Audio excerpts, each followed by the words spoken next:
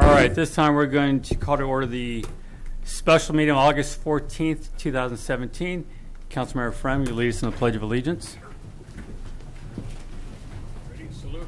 I pledge allegiance to the flag of the United States of America and to the republic for which it stands, one nation, under God, indivisible, with liberty and justice for all. Thank you very much. Roll call, please. Councilmember Gilliel? Here. Vice Mayor Cloward? Here. Mayor Velasquez? Here. Councilmember Friend? Present. Councilmember Luna? Present. City Manager Avera? Present. City Attorney Diaz? Here. Police Chief Westrick? Here. Thank you very much. Verification of agenda posting.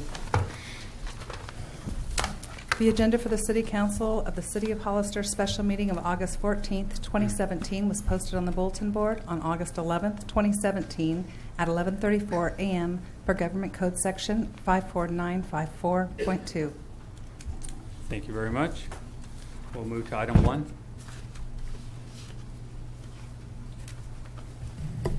Good evening, Mayor. This item before you is just authorizing the city to submit the levies for the weed abatement program to the county assessor's office. Each year we have to submit that in order to make sure that our costs are covered with our contractor who goes out and does some of the weed abatement that doesn't occur by the private property individuals. And Charlie's here if you have any additional questions. Any questions? Councilmember Luna?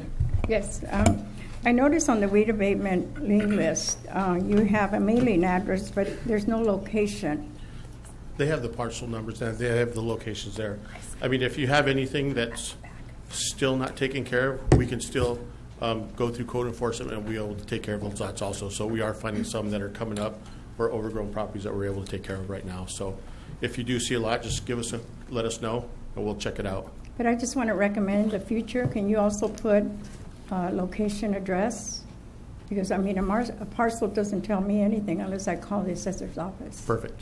Okay? Yeah, we'll do that. Thank you. Any other questions? I would like to ask, as we're doing the weed abatement, I see the city has some property still has weeds. So it's a little odd that we're not even taking care of our own properties out there. If you see them, just send me over and let me know, and we'll give a call to Mike to take care of it. And the other property along the railroad tracks on McCrae? And we've been working on those. So if you see those 2 properties, they did get done. We gave them a call and said, hey, can you guys, they did it in the beginning of the season, but a lot of times we're calling them back and saying, like, those are for sale right now. So we just gave them a call as soon as they got that phone call. Usually that's all it takes. And so we're not ignoring it. Sometimes we just miss it. How about some of the properties that are doing the work, but they're not going to the edge of the sidewalk? They're leaving the last 2 feet, and the weeds are hanging over the sidewalks. We figured out, or we didn't figure out, but we're going to add that into to get the sidewalks and the fence lines from now on in next year's weed abatement. So that's an adjustment that we've already made, and it could include up to chemical abatement also if they need to prevent it from growing back. But as of right now, and then we've tried to, the lots that we did have done, we told them take care of, when we send out our letters, we'll tell them next year we'll have them make sure we get the property lines and the sidewalks. So this year when we had our weed guy go out and take care of it, he took care of the sidewalks and the property lines too, fence lines. So that's something definitely we'll take care of. And if there's still stuff out there, we're hitting it through code enforcement now. We're following through them, and so we're having them go out, and then we're recovering costs through code enforcement. Okay, any other questions? Do we have any speaker cards? No, Mr. Mayor. Thank you. Is there a motion? So moved. Is there a second? Second. Motion second. All in favor? Aye. Aye. Motion carries. Thank you very much. Thank you. We're going to go ahead and move to item 2. Councilmember Flower? Yes, Mr. Mayor. I have, after speaking with the city attorney, I have a conflict of interest with one of the applicants for a dispensary, and therefore have to recuse myself from agenda items 2 and 3. Thank you. I also have a conflict per Government Code Section 87103, subsection 3 or E. I'm sorry. I will be recusing myself from items 2, 3, and 4. Thank you very much. Thank you. Have a good meeting.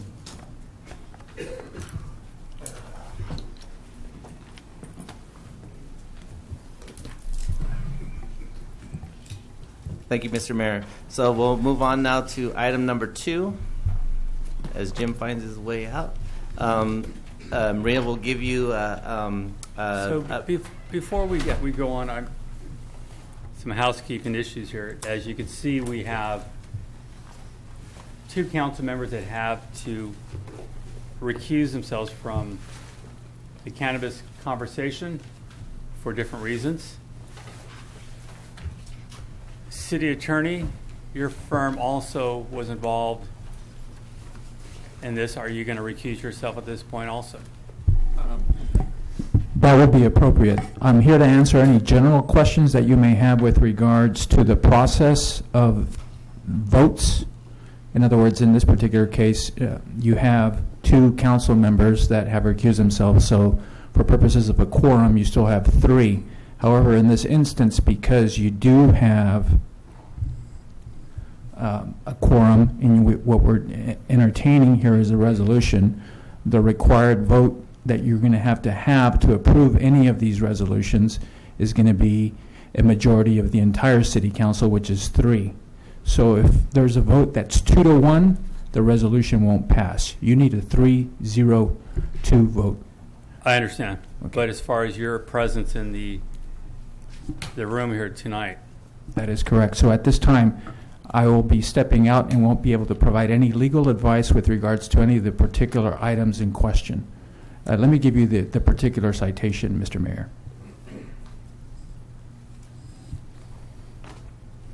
Okay. I will, at this time, recuse myself from all of the cannabis matters here tonight to avoid a conflict of interest or an appearance of a conflict of interest. As I previously advised the City Council, I have never represented any cannabis clients in connection with any type of application for dispensaries or any type of cannabis business license, permits, development agreements, or entitlements of any kind with any city, including the City of Hollister. Nevertheless, because the law firm of LNG LLP has represented cannabis clients in the past, and in particular has represented some of the cannabis clients that are applying here today in some connection, I have to nevertheless recuse myself to avoid any appearance of a conflict. I am an independent contractor with the law firm of LNG, and I'm not an employee of the law firm of LNG. Under these facts and circumstances, Mr. Mayor, I respectfully am recusing myself from any legal representation of all pending cannabis matters related to the agenda here tonight. I am, however, able to answer any general questions that you may have with regards to the process itself. Thank you very much. So as I was pointing out a minute ago, we have circumstances here that are a little different than usual. As the attorney explained, it will take 3 votes in the affirmative for any action to pass tonight. If one person says no, the item will not move forward. I also want to make sure we're all clear. We don't want to go into the situation of applause or boos or anything else tonight. We've worked together, I think, for the past 2 years on this. A lot of emotions, as we all know. But overall, we had a good process. And I'm hoping tonight we can do that. Some of you will leave here happy, some will not. But that's just the way these things go here. We're going to move through this as professionally as we can tonight, and I appreciate your work here tonight. Thank you very much. City Manager. Okay, now with all that said, Maria, would you like to go ahead and proceed with your report? Yes, thank you. Good evening, Mr. Mayor and council members. On February 13th of 2017, the City of Hollister City Council adopted a resolution number 2017-36, adopting the administrative procedure for the issuance of medical cannabis facilities permits. The applicants had to be screened, evaluated, and ranked over a 3-stage screening process concurrently in a limited application window that ran from March 15th of 2017 and closed April 15th of 2017. That brings us to tonight, to the final decision of the City Council. Pursuant to Resolution 2017-36, only 8 of the highest scoring applicants would move on to Stage 3, which requires the City Council to determine which applicants, which is a maximum of 2, shall receive a medical cannabis dispensary approval. The City Council may also impose additional terms and conditions on the issuance or renewal of the permits and the operation of the dispensary as the City Council deems appropriate. So tonight before you are 7 applicants, and actually 1 withdrew, so we're down to 6, that submitted complete applications pursuant to the rules and regulations. They were evaluated and ranked, and they also comply with the zoning regulations pursuant to the ordinance number 1131, including sensitive uses. So I'm just going to go through all the applicants and then introduce them myself, and then they all have a brief presentation for you guys as well. So we're going to start with Haven Dispensary, and that is at 191 San Felipe Road, zone north. It's in the North Gateway zoning district, and I believe Taylor is here to give the presentation. Sorry, thank you. And we will be using the 3-minute for all of you tonight, 3-minute rule. Excuse me, Mr. Mayor. When we had a conversation earlier, I think that it's appropriate to at least give the folks maybe 5 minutes, okay, and then allow you about maybe 5 minutes to ask them any questions about their particular business.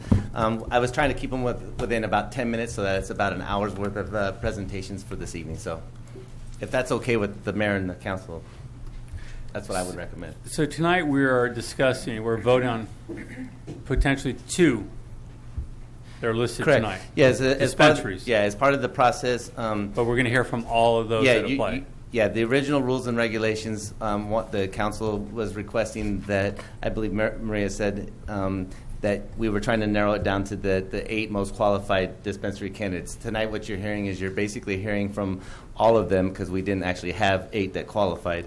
So you'll be hearing from all the dispensary applicants this evening. And we didn't do them in any particular order other than alphabetical order, and that's why Taylor ends up going first. I believe you have a clicker up at the podium to go through your... Oh, sorry. And Taylor, Yeah. Aim it this way. click here. Over that way? Because this is what you're clicking. Okay. Okay, perfect. Thank you. Honorable Mayor and council members, members of the public here tonight, my name is... Mr. Rodriguez, you can hang on for a second. Yeah. If you want to set that for 5 minutes, the clock.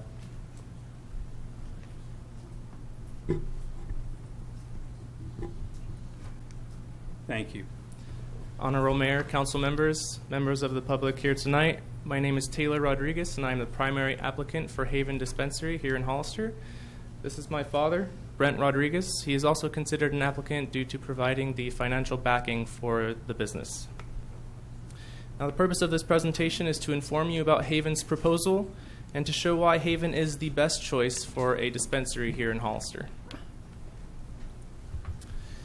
Haven will be a locally owned and operated dispensary with a great location in Fiesta Plaza. I'm the only applicant here seeking solely a dispensary license. I have no plans for any cultivation, manufacturing, or distribution. Haven's application was complete and comprehensive, and I believe that I am the most qualified applicant. I was raised here in Hollister and have over 20 years of residency.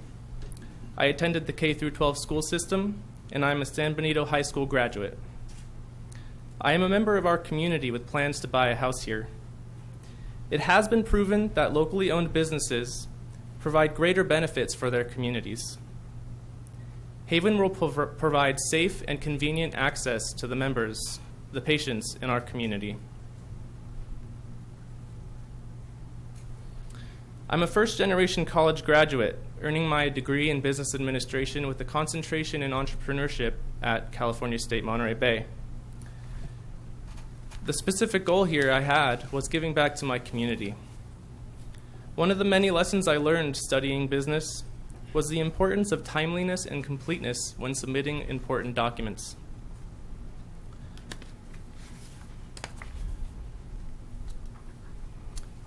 Late dispensary and any incomplete applications will not be considered. From the application procedure, page 2, and the red and capitalized text was in the original. I remember seeing this warning when first reviewing the application procedure. I knew it was crucially important for my application to be complete, comprehensive, and turned in before the deadline.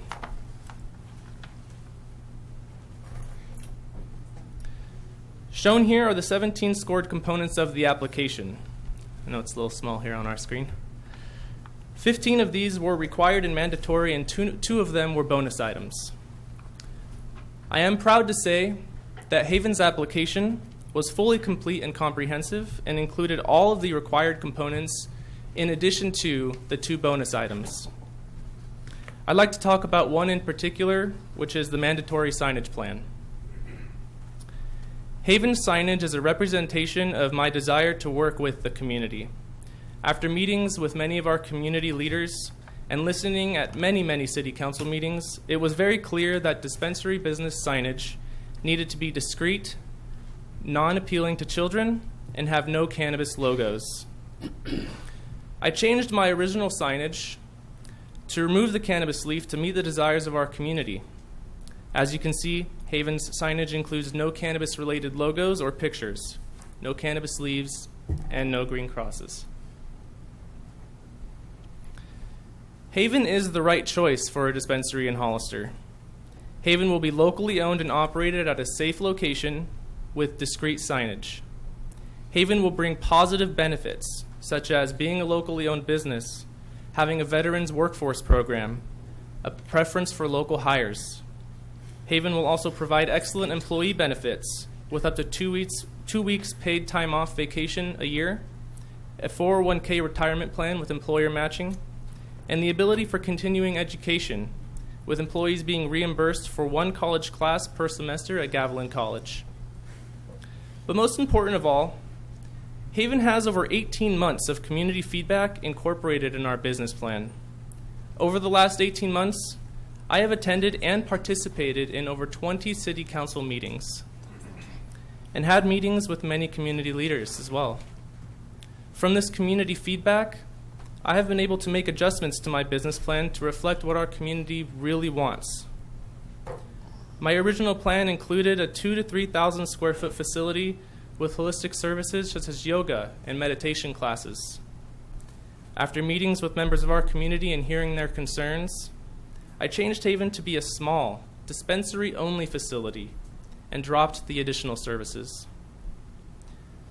The most qualified applicant is the one who listens and works with the community. I am the most qualified applicant because I've worked with the community and changed Haven to fit their needs. I've listened to the stakeholders here, and I'm committed to continue working with everyone. I request that your council select Haven as Hollister's first licensed medical cannabis dispensary. Thank you. Thank you, Ms. Rodriguez. Willing to answer any questions you have for me. Any questions from council? Mr. Mayor, thank you, Taylor, for your presentation. I noticed that we just received this. Yes.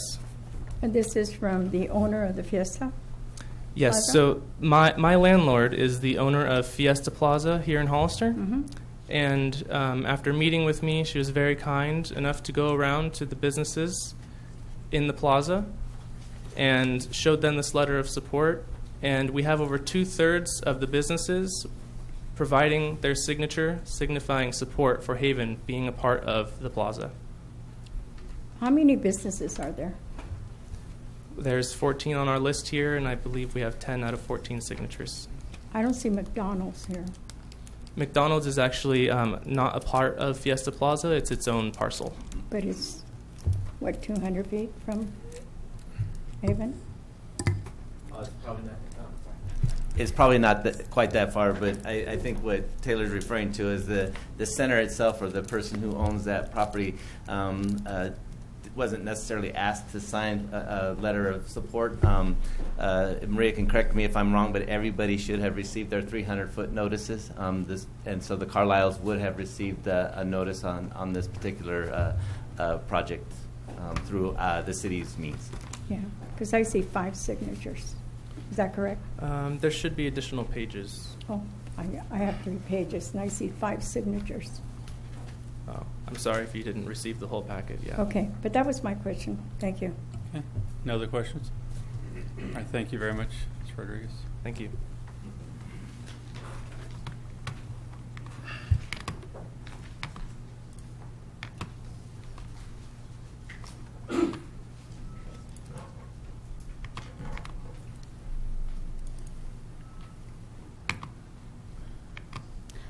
Next, I have a higher level of care. Salvador Palma and his team is here to present. They are proposing a dispensary location at 1802 Shelton Drive, its own light industrial, and they have also applied for cultivation and manufacturing at that same location. Good evening, Mayor, council members. It's an honor to be here in front of you this evening. My name is Sal Palma, born and raised Monterey County resident, proposing for a dispensary storefront location at 1802 Shelton Drive. With me here to my right is my Director of Operations and will be General Manager Casey Valverde. And I'm going to let him go a little bit into his background because it's a little bit unique as he came to actually get into the cannabis industry. Thank you, Sal. I apologize. I'm a little nervous, and if there's one person in this room that shouldn't be nervous, it's probably myself. I'm a father of 3 boys. One is 15, 14, and a year and a half. I've been in the restaurant industry for 17 years. I just got out 2 months ago to join Sal's team and all of his new projects that he has currently in the works. And I was given a call a few months ago. I've known Sal for about 10 years, and we had just started talking about what he was doing with his new endeavors, and this came about. And I'll kind of lead you through a brief timeline of why I'm standing here tonight. I did mention I have 3 boys. One is 14. He was born with cerebral palsy and spina bifida when he was born in Las Vegas, Nevada. He's been heavily inundated on seizure medications, along with a few of his other classmates that he goes to school with on a regular basis. He just graduated 8th grade, is going into high school as a freshman, and about 2 years ago, we started the cannabis journey. Me and my wife had a roundtable discussion one night, and he's 14 years old. The life expectancy of kids like my own are not as long as ours are. And if there was one thing that was going to kill him, it was the medication that he was on. And as he gets older, he gets bigger. And our way of doing things here in America, unfortunately in the medicine world, is as they get bigger, we just hit them with more medication. And if anything was going to kill him, it was the medication he was on. So we took the leap of faith and talked to a couple people that had already gotten into the cannabis world, and it's been life-changing. He hasn't had a seizure in 2 years. People that are in this room have watched many shows on TV. My son is one of those stories. He goes to school with a young girl, his best friend, went through 30 seizures a day and has about 2 a week currently right now. I decided to leave the restaurant industry. I was an operating partner for a fine dining steakhouse for 17 years. I made a great living. I am not doing this for the money. I'm basically have a lateral income with Sal, joining his team. I am doing it for pure the passion and love of this industry and the plant. If I don't have enough, 5 minutes is not nearly enough time to tell you about the industry, but I will tell the folks that are sitting in this room. I did hear the last meeting about the concerns of locations and kids. I will tell you, as a parent, having a 15-year-old in high school, I understand where you're coming from, but I will lead Sal's business with the integrity, respect for everyone, and the discipline to lead the local, county, and state guidelines. Okay, thank you. Thank you. And as fate would have it, Casey's father is actually a Hollister resident as well, so he's going to be relocating up here full time to be closer with his family. So we'll get through the PowerPoint now. It's fairly brief, so we should be able to work through it pretty quickly. Like I said, the facility we're proposing is at 1802 Shelton Drive. There's a picture of the front existing warehouse building with about 5,500 square feet of office space up front.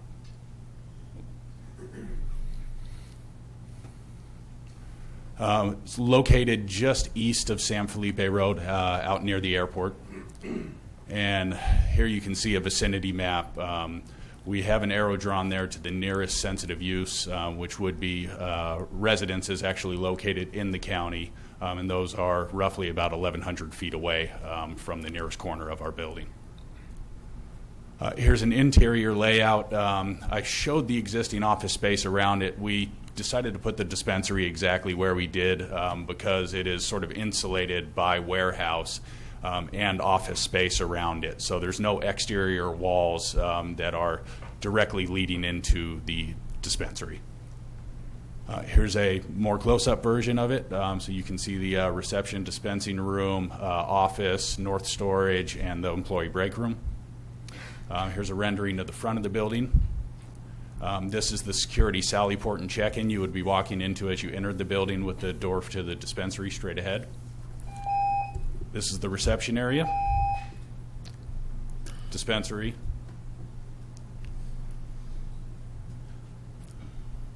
and just some key figures. We're projecting about 20 full-time employees, roughly about $800,000 a year in payroll.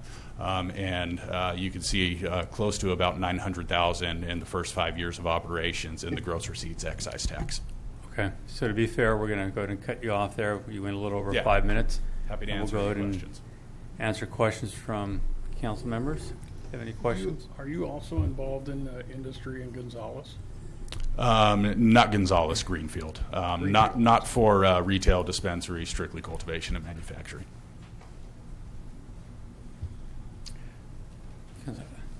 You are listed as one of the finalists here, so I'm going to ask you a few more questions. Certainly. Your supply chain, we're talking about your dispensary here. Where would you be getting your product to sell? Primarily through our cultivation and extraction facility that is attached to the dispensary. In the warehouse, the building is roughly about 76,500 square feet. About 2,000 square feet of that will be dispensary. The balance of the office space, which is about 3,500 square feet, will be just that. It'll be office. And then we're going to have roughly about 71,000 square feet of cultivation and manufacturing in the rear of the building. There, obviously, like Mr. Friend brought up, I do have a cultivation and manufacturing operation that's being built in Greenfield right now, which would be able to serve the needs of the dispensary as well. But currently you don't have a facility to cultivate, so where would the product come from? If you were to get this permit, where would this product come from?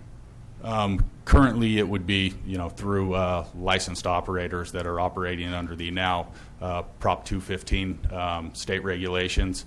Obviously, come the first of the year, then we're going to have to move to the track and trace model, but we should be fully integrated at that point, being able to supply the dispensary from within. Would you be selling only to walk-up customers, or what was your sales plan there? Are you going to be selling product to mobile customers also? What was? No, we're not going to have a delivery function to the dispensary. It's going to be strictly on-site retail. Will you be selling to other delivery companies, or just selling to your own clients? Not the dispensary. The cultivation and manufacturing side does have the ability to wholesale to other delivery services. Okay. Who did your legal work for you?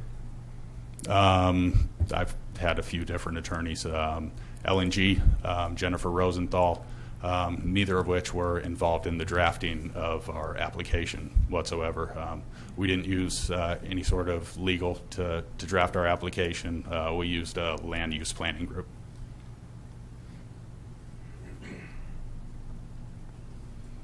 Okay. Any other questions? No. Thank you. Thank you very much.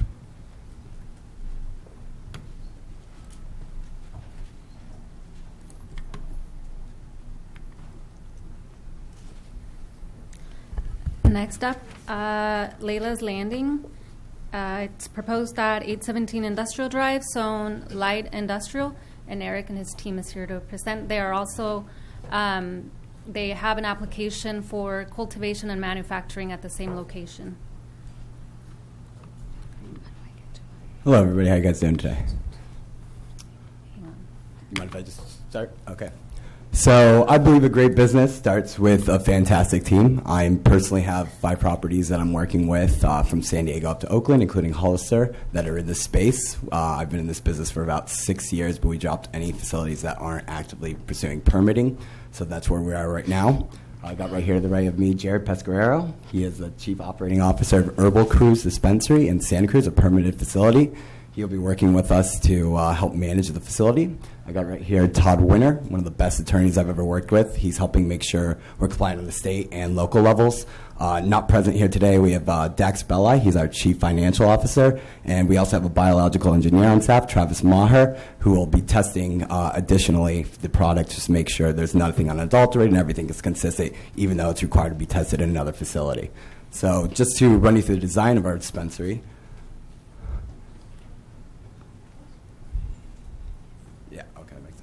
So here's the front of our building. We have about 37 parking spaces to offer to our facility and 2 handicap in the front. We are not making any adjustments to the design of the front of the building per the signage code, and we want to keep the building kind of not noticeable, not too loud. The only lighting that will be added will be guided to guide patients through the handicap ramp into the facility. There will be a security camera and a security guard station at the beginning of the facility to make sure he checks IDs, make sure everyone's is over 21, and a qualified patient to enter the facility. Here's the floor plan, kind of hard to see right here, but you pretty much you walk into the facility and there's a reception desk and a large waiting area on the left and the right. There's a male-female bathroom right there and 2 administrative offices. The reception is then buzzed into that entering area to the stairwell, where there is both a handicap lift and a stairwell that goes up into the dispensary. We have about 3,500 square feet dedicated to the whole entire dispensary. We felt it was very important to put the dispensary on the top level because we don't want direct access from the street into the facility. Here's a rendering of the downstairs floor plan. Again, you walk in, you see the reception, the waiting room on the side. There's a coffee refreshment area. There's also the male-female bathroom. And you can see that as you go right. Oops. There's the reception, just some other views. Got the waiting area, the other waiting area, refreshment stand, women's restroom, men's restroom. And then you get to the upstairs. The handicap lifts go straight into the facility. You have the staircase that comes in. An ATM is available for people to use. You got all the display cases and all the bud tenders behind giving medicine to the patients. In the back room, we have a secure room just to house a safe and to house a lot of the medicine while it's not being displayed. Here's some more views.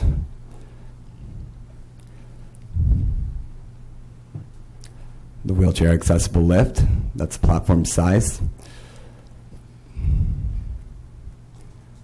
And we'll take another minute 45. Do you want to talk a little bit about the actual dispensary and what's displayed and a little bit?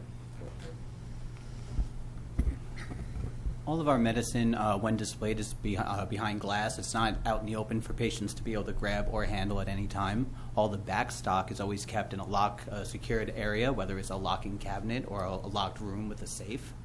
And as Eric mentioned, we have security at the door checking IDs to make sure everybody qualifies as a patient or is over the age of 21. I'd be happy to take any questions if you guys have any questions at this time. Okay. Is there any questions from council? I have a question for the first gentleman. You said you were in the business for 6 years. Where? Out in Los Angeles. Los Angeles? Yes. And we just want to thank the city of Hollister for allowing the opportunity to have a permit here because it's really good to be working honestly and in the right direction. Okay. Councilmember Lemon, did you have a question? Yeah, I want to back that up. L.A., you mentioned Los Angeles. What area? Unincorporated Los Angeles. We're no longer operational. We shut down anything that has no position for permitting.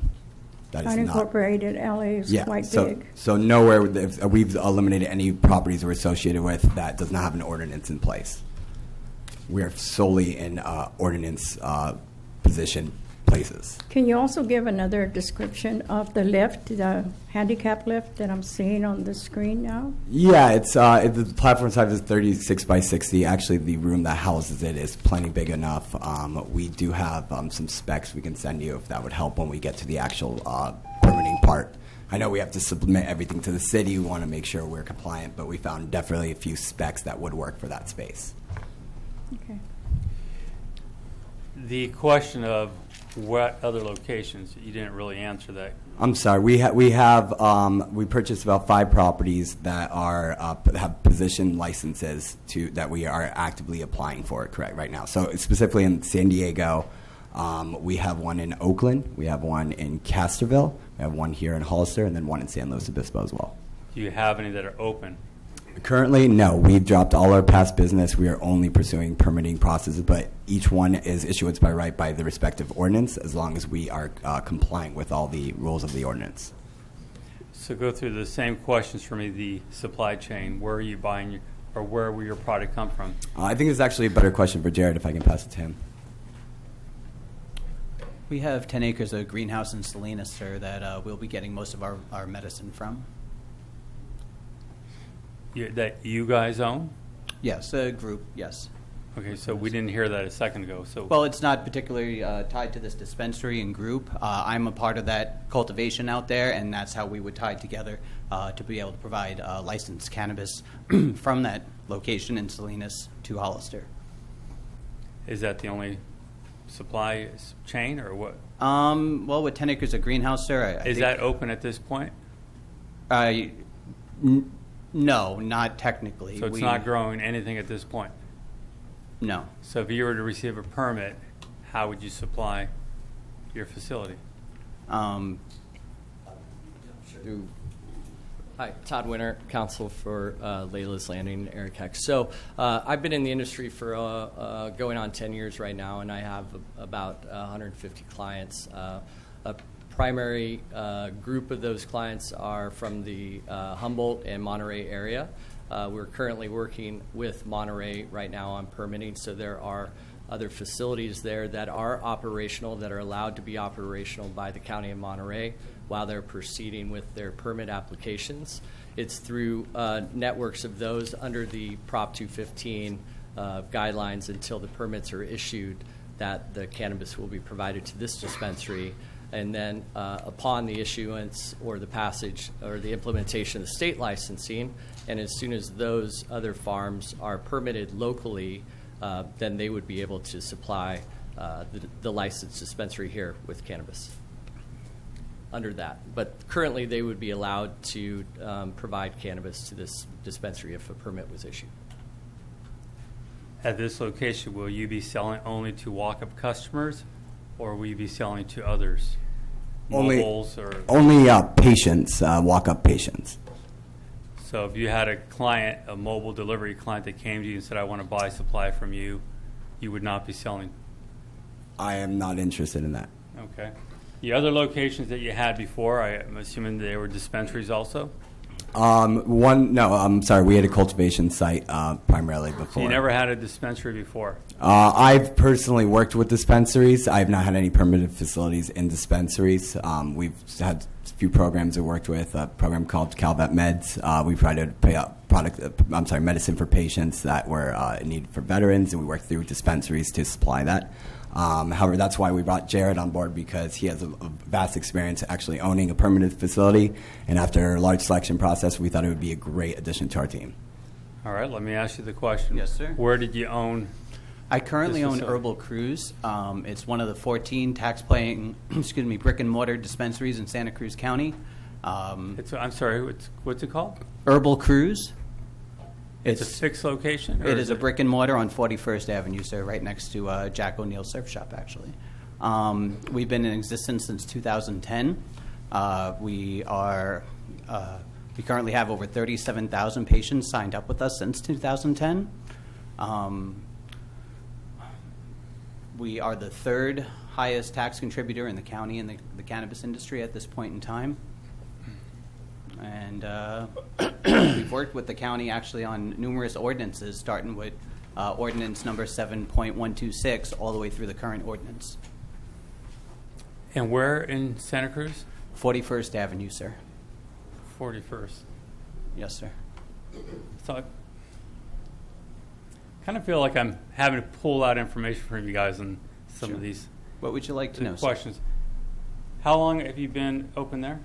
That exact building we bought 2 years ago. However, we moved from about 400 feet down the street where the collective opened in 2010. You were open in 2010? Correct. As a collective? As a brick and mortar collective, sir. Was that licensed at the time from Santa Cruz? Santa Cruz County has given us something called limited immunity for years. We just got licensed in the past couple months, actually. One of 14 licensed cannabis businesses. Thank you. Thank you, guys. Thank you very much.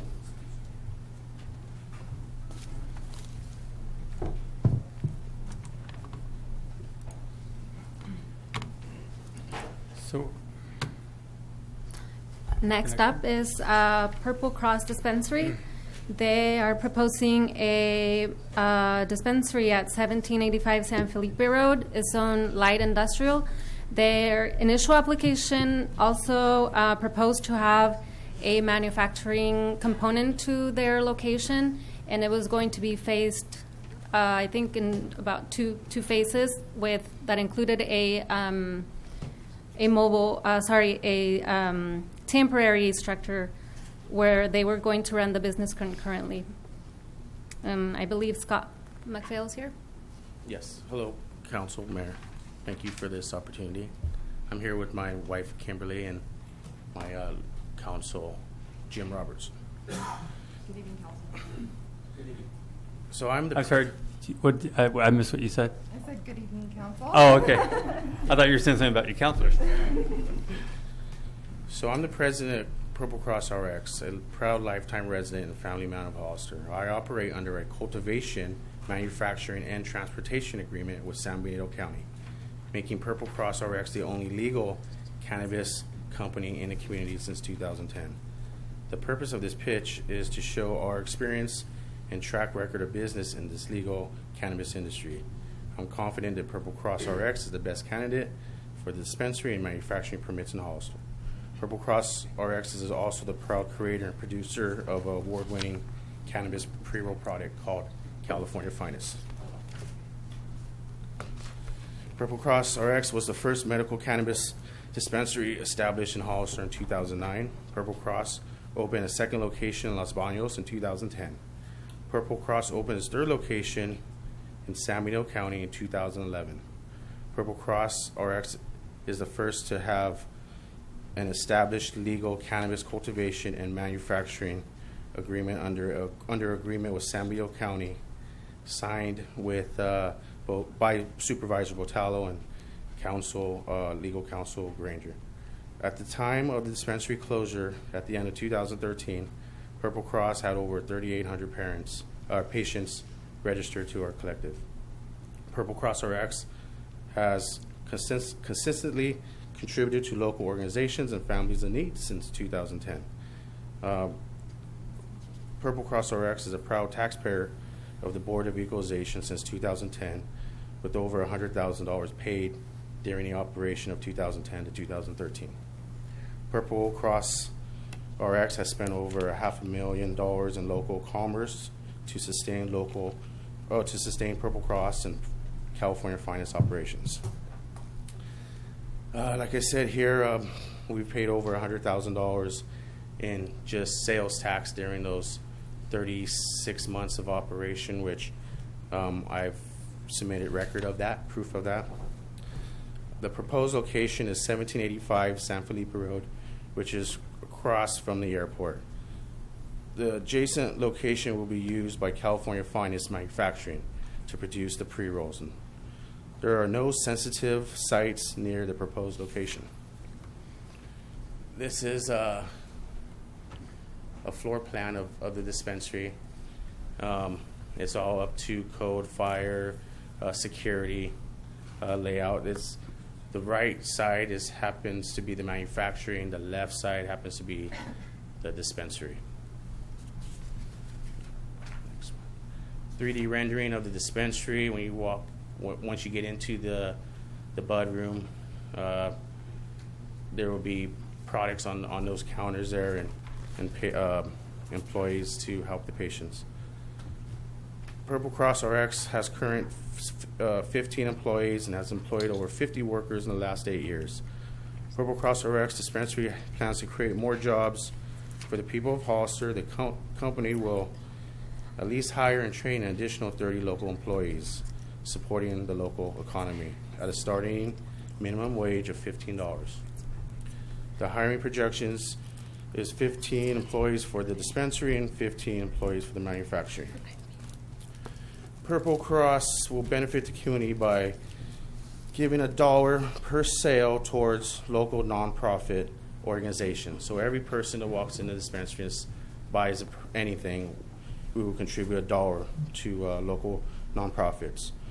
We will sponsor at-risk youth annually for Pop Warner, Little League, music, and educational programs.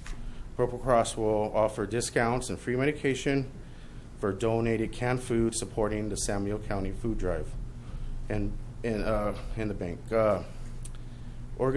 will also organize events and donations annually for the Community Foundation of San Miguel County.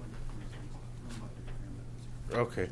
We're lifelong residents. My family's been here many generations, so has my wife. We know what the community needs. We've served 3,800 patients in the past. Majority of them were locals that were actually sick, and we've seen the benefits of medical marijuana. This just shows that we have experience in all aspects of this cannabis industry. I didn't get to the next ones, but we do licensing. Our products are okay. Well, again, to be fair to everyone, we went over a little over 5 minutes there. I'll have this available online for people to look. I'll have actually hard copies available at the desk on the way out if anybody wants to pick one up. Thank you. Okay. Do you have any questions, Council? Well, just the same questions we've been asking everybody. Obviously, you're local, but being that you're already in the manufacturing business, is the question the mayor's been asking is your supply is going to be it's going to come from my San Benito County operation, less than a mile up the road.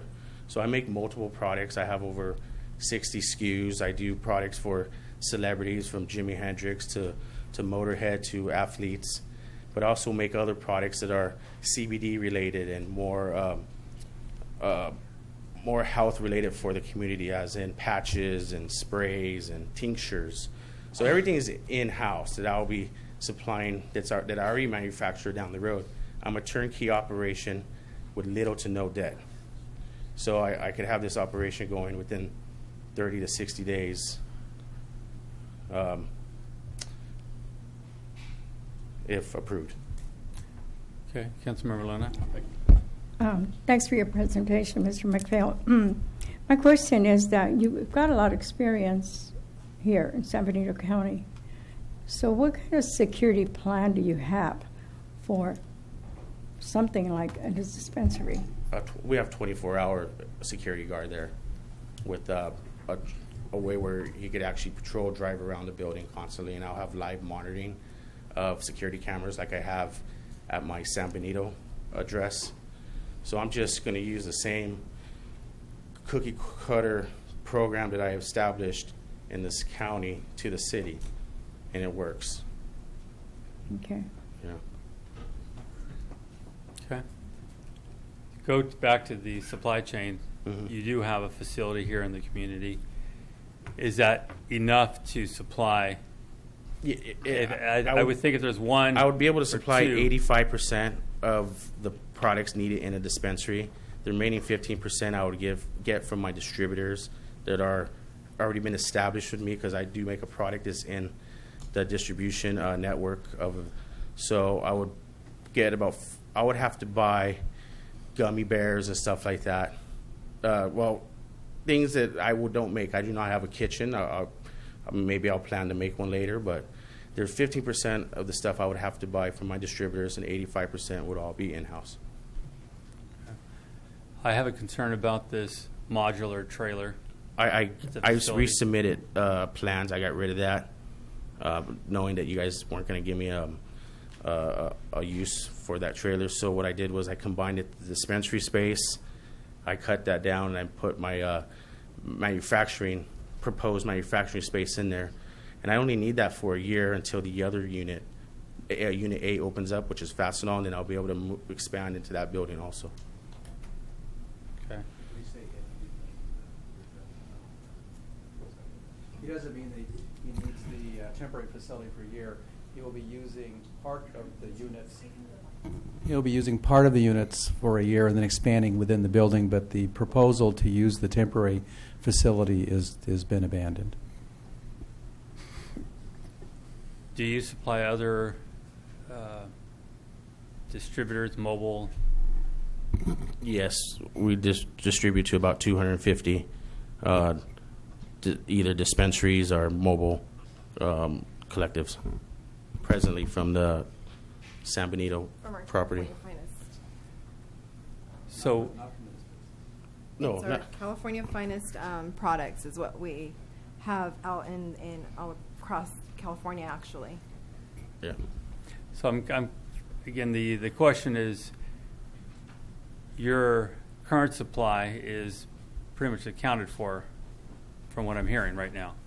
So how are you going to supply this? And your other distributors, are they licensed from different cities? Or how do we everybody we work with account for is everything? licensed with has their local permits. Do you work with some suppliers that are not licensed from Never. within a city? Or Never. Now, you have a history with the city in the past. Yes. And there were some. Well, back in 2009, we opened up the facility and we operated for 8 months here. But I chose to move before any legal action was taken, because back then it was a hot, sensitive subject back in 2009. So I'm glad the tides have turned. And They have turned, but there's always a chance of us saying no to something, and I want to know from you that there's not going to be an issue, a legal issue, because of a... I have a track record of just complying with state and local, IRS, BOE, state franchise board, everybody. So the odds are highly unlikely that I would stumble. Okay. If I can ask one more question. I'm going to ask, as I'm asking down the line here, your legal, I take it this is your attorney. James Roberts. Good evening. I am an attorney in San Jose. I represent hundreds of entities and persons in the cannabis industry, including 9 of the 16 licensed or registered facilities in San Jose. And I hear these questions, and I do have thoughts on all of them, frankly, and I could be here for a long, long time.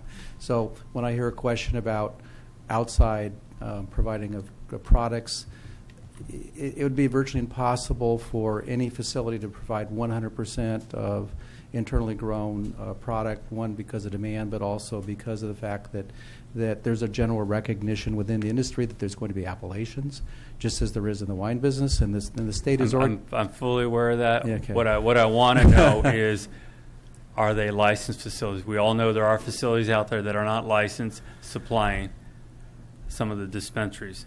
These are just questions I want to know. Right. And I fully understand there's no way one facility can provide everything. No, I think that when you're taking a look at the latest version of the state law, MALCURSA, as it's been renamed in the last month or two, and the grandfathering in by July of 2018, there's going to be a migration and a slow end of that problem. I mean, we're never going to end it forever, but I think you're going to end up with purveyors that are that are complying, because they won't need to obtain supply from outside that chain that's going to be licensed under MALCURSA. And I don't think that Mr. McPhail is going to be anywhere near that one of those people that's not in compliance. If I could, just one short comment. The 2 factors that caught my attention were that Mr. McPhail is a longtime resident of Hollister, as is his wife. His children, he has 4 children here. That one of them is involved in the business and is part of the management team of the application, which is a factor I think that, quite frankly, came in incorrectly evaluated by the city manager. He received 100% of all the available points for every single possible category other than the management team. And it seemed to me that it should have been quite the other way around given his background in this area. And the other thing is that, as he pointed out, he has no connection to any sensitive receptor, and that is a factor that you should be aware of if for no other reason. The federal government has still not moved away from a sensory receptor consideration. And that was the number one thing they used when they sent target letters out 2 or 3 years ago. Those facilities near playgrounds within 1,000 feet, and I don't think that if they make a move again, which we don't know whether they will or not, that will be their primary factor, and it's a factor you should consider. Everyone cares what's around these facilities. So you're saying 1,000 feet from playgrounds? Well, it's a little complicated. What? So the state law says 600 feet to schools. The federal government used a form of 1,000 feet based upon a sentencing guideline when they did their target letters. There's a complicated scheme within the federal government's laws relating to controlled substances, and the sentencing guidelines involve have a 1,000 feet perimeter for exchanges of cannabis, for which the penalty for the crime doubles. And they use that same the same monitoring system when they sent out their target letters. They simply adopted the then U.S. Congress is already using sensitive receptor laws. So essentially, if you commit a federal crime involving drugs, you have a gun, the penalty doubles. If you do it within 1,000 feet of a school ground, the penalty doubles, et cetera. And they use the same standards when they sent their target letters out. And those standards were not adopted from nowhere. It's an appropriate consideration for all governmental entities as to whether or not something's within a sensitive receptor. Thank you. You're welcome. Can I touch on your last question? Everybody that we sell wholesale to have to have a federal ID number and a reseller's permit. Said and done. Do they have to be licensed in the cities they're working in? Yes. Okay. Thank you very much. Or do you have, I'm sorry, Councilmember Friend has a question? I did have, and it was partially on the mobile thing. When you say, or I'm not sure if the mayor was asking the same question I wanted to ask about mobile. When I think of mobile, I'm thinking of patients that can't come to you, that get established as a verified patient. Can they use a mobile delivery service? I don't have that in place now. Okay. And I heard that question before, if I can help you. Under Malcursa, that would be a separate license, one of the separate licenses, and under Malcursa, no one could obtain a state license for that unless you specifically prove that use within a local use. That's one of the parameter requirements for a Malcursa application. So you're not going to end up with someone doing deliveries out of a location that's been licensed for retail distribution unless you specifically allow them to do deliveries. It just won't happen under the current version of the state law. Okay, that's the way I understood it too, so I just wanted to ask the question. Okay. All right, thank you very much. Thank you.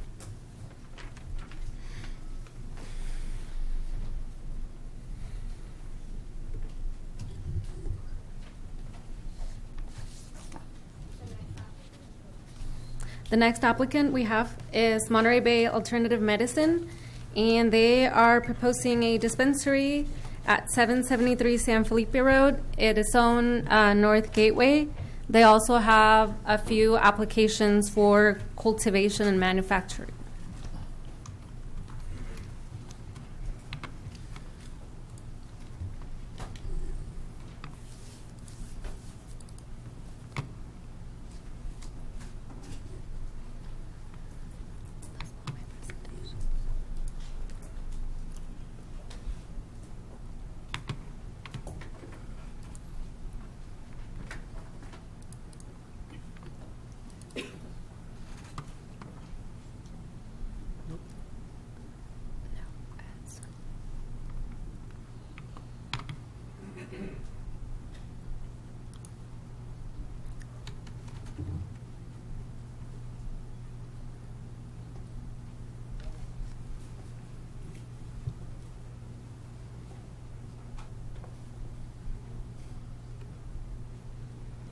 We're ready.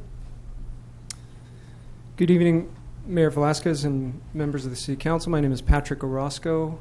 We are the owners of the property at 773 San Felipe Road. With me tonight is our entitlements consultant, Gary Coates, and Bob and Lana Blodgett, the owners of MBAM.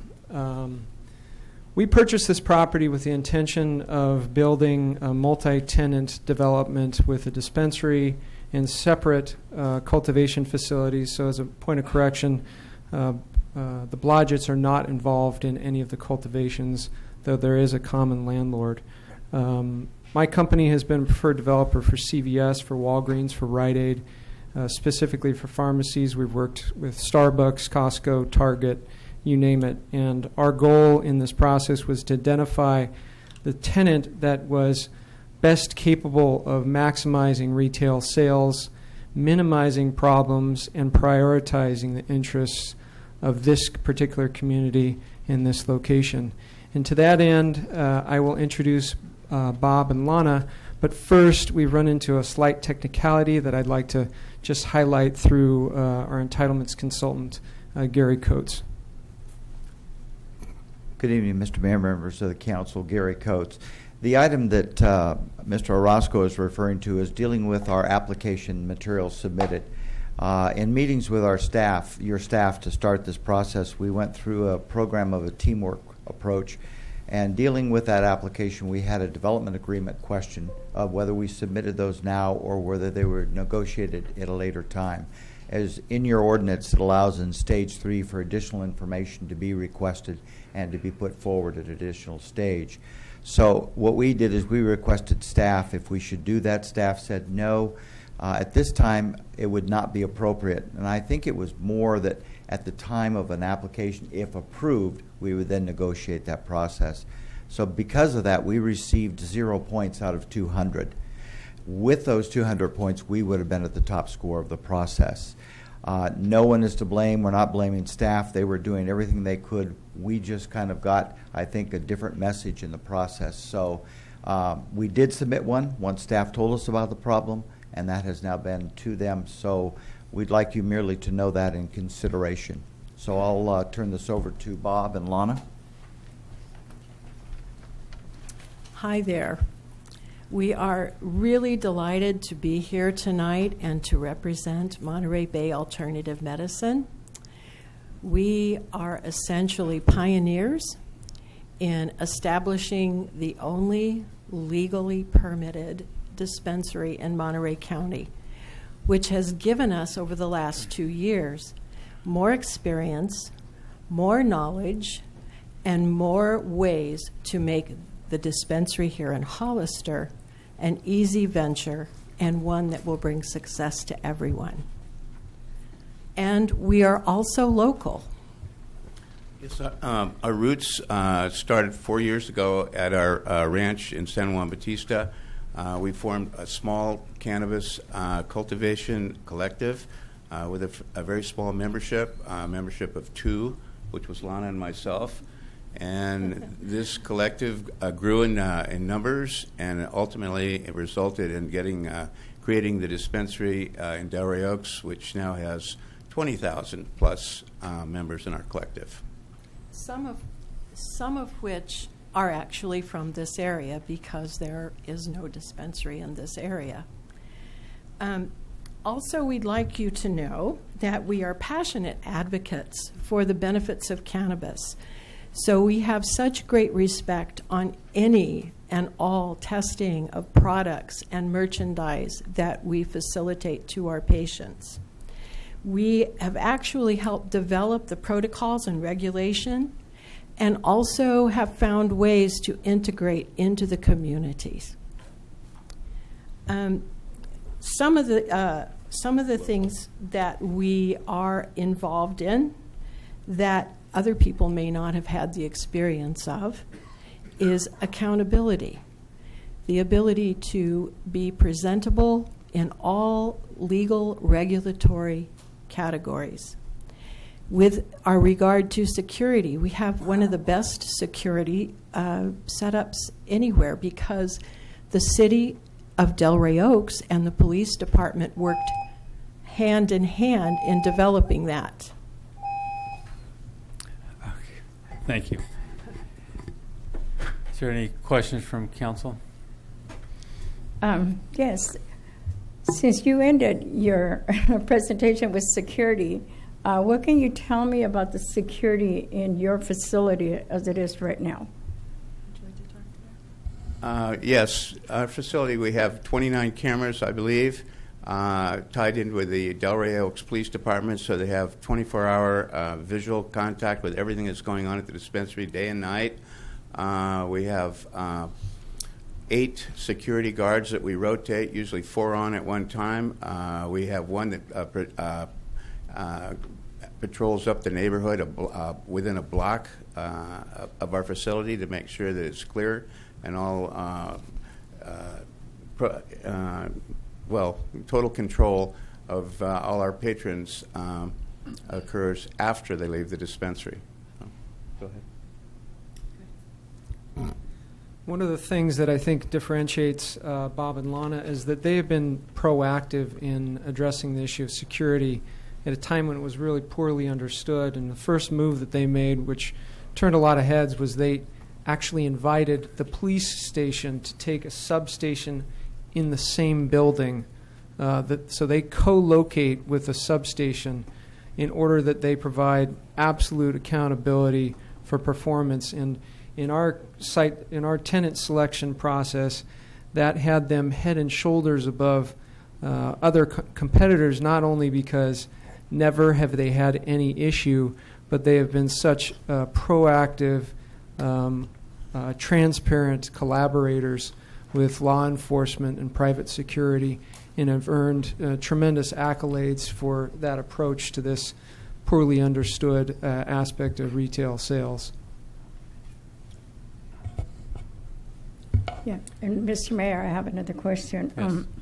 So being that you do have the experience in the field, what kind of contributions do you make toward the city or the county of Monterey to assist their communities? There was a handout that we presented earlier on that will list all the programs and charities that we've currently contributed to, if you want to refer to that. And we actually continue to open the door to others. It's part of our feeling that one of the greatest things that you can do to make a business successful is to be a part of the community. Not just to benefit the community, but also to provide, like we participate in some of the walkathons and races, and we do neighborhood cleanup, and we make people feel like we should be welcome there because we are a part of it and not just a contributor with a lot of money in our pocket. And we intend to do the same in Hollister. I can explain to you that one of my greatest loves is the care and education of children. And if you'll notice on that list, that is exactly our primary contributions that go to Kinship Center, and hopefully here in Hollister we'll do the Chamberlain Children's Placement, and also San Benito County Community Development, I hear, is also involved in that.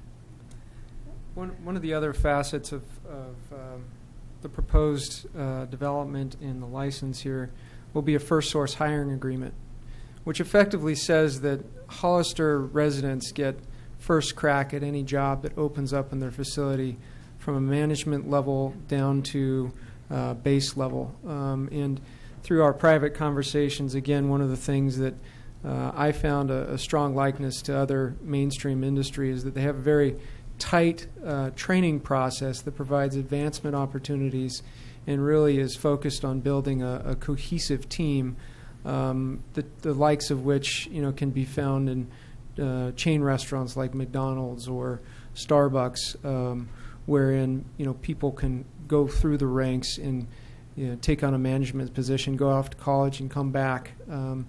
They are operators presently of one operation in Delray Oaks, and I think that the fact that they've actually been in the driver's seat for so many years qualifies them as likely the best hands-on training facility for your community. where they're not learning alongside their employees. Okay. Are you done with any other questions? The question I've been asking supply chain, you're an actual dispensary that is open, so you can help teach me how does this supply get to you? And are they licensed cultivators from cities that have officially licensed them, or are they some of them don't have licenses? How does this work? Supply chain. Okay, so as far as manufacturing goes, we have our own manufacturing license, which is operable in Delray Oaks right now. So we are manufacturing some of our products. We have just been granted a cultivation permit in Salinas, and so we'll have an indoor facility there. So that will be a part of our supply chain. We have our ranch in San Benito County, San Juan Bautista, which from the very beginning has been the source of most of our flowers for our dispensary in Delray Oaks.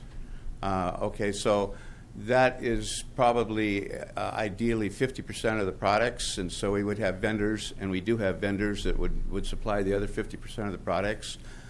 Those are all licensed. We turn away anyone that does not join our collective or does not have a license. Okay, so if you're in San Juan Bautista, I'm going to make the assumption you do not have a license. No, we're waiting grow there. from the county.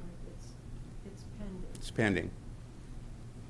One of the other concepts that Bob and Lana are exploring in discussion with staff is essentially creating a hub for sales of locally grown products, because they are not applying for cultivation, but have common relationships with us on some of the cultivation applications.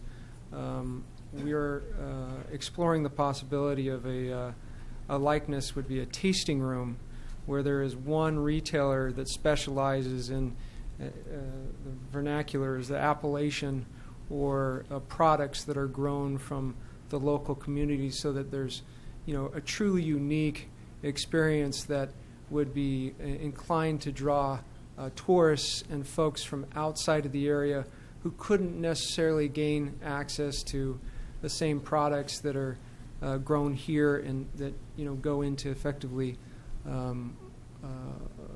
distribution through other means. So again, another way of prioritizing the economic interests of the city of Hollister. And may I ask who is a law firm that represents you guys? L&G, Aaron Johnson. So Aaron, just as a point of clarification, we collaborated as landlords because we want to have essentially a role as the speed dial on your police chief's cell phone, so that none of the issues that ever come up are addressed by any party other than us as a landlord. So you have a first line of defense that doesn't draw down city resources. We prepared the applications together, actually without the direct involvement of any land use attorney on this particular application. The only aspect of the application that was informed by L&G were prior applications where we learned from that work together, and in that case, L&G was involved. Okay. Thank you very much. If I may, too, Mr. Mayor, there was a little bit of a quick discussion on the development agreement, and I've met with Gary Coates probably 600 times in the last 6 months. So there's likely to have been some conversation, because a development agreement in most of our eyes is different than what I think the city was expecting. So it's very possible that I may have said at some point that a development agreement at this point is probably premature, because we're not necessarily asking developers to tell us what they're going to do for us. Usually development agreements are generated by the city about what we, the city, are going to do versus what the developer is going to do. Very similar to award homes and those types of normal development agreements. So one of the things that I will take it on my shoulders is that when we were going through this process and establishing rules and regulations, that's probably one of the things that we should address in the future, is that it's not we're talking mostly about properties that are already developed. So it's very difficult to say we're going to have a development agreement on something that's already developed. So really what the development agreement should be in this particular case mostly is like an operating agreement. What are the operators going to do? What are we going to do? What's the expectations? And those things should be an annual thing. And those are the things that we're going to sort of correct and get fixed with you for in the future as we move forward. So, as you brought up a development agreement, let me ask you a question. Sure. The neighborhood next to the proposed facility, are those conforming residences? The neighborhood next to south on Kirkpatrick, those residents are. No, this is on San Felipe Road. Right. The neighbors behind the facility or to the south of the facility, if you'll recall, it's actually North Gateway Commercial. I believe those are non-conforming uses. We took an item to the council about, 4 or 5 years ago to do a general, maybe 3 or 4 years ago, to do a general plan amendment to get those kind of back into conforming and have the property on the vacant property on Kirkpatrick to go to residential. The council at that time decided that they didn't want to pursue a general plan amendment, and so therefore that property is still currently zoned and general planned as commercial, so that makes those residents there basically non-conforming. And how far away are those residences? Maria, do you happen to have a radius map on that? From the dispensary, it's probably a pretty good distance. I don't, but I can pull it up. Okay. The dispensary being the one on San Felipe? Yeah, so the dispensary in this particular case is basically a conversion of the resident that's the older residents that you'll see right off the highway there. But the cultivation areas. Yeah, and again, the cultivation is going to be discussed at the next later up item, but.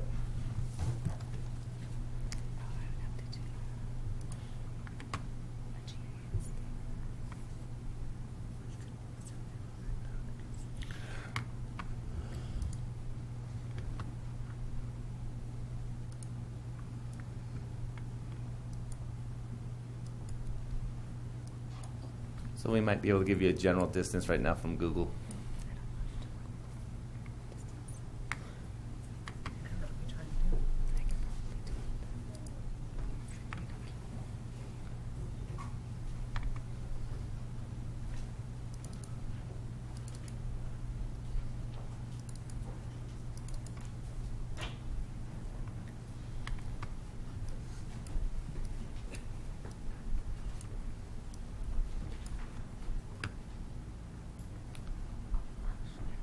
So that's the house that's being proposed to be converted.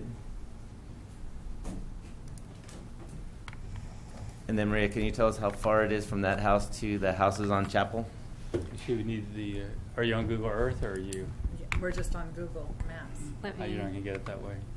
I'll go have somebody do that. Give or take a couple hundred feet, probably 150 Looks like feet. A couple hundred feet.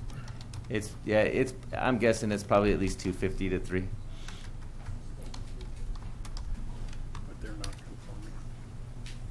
Okay.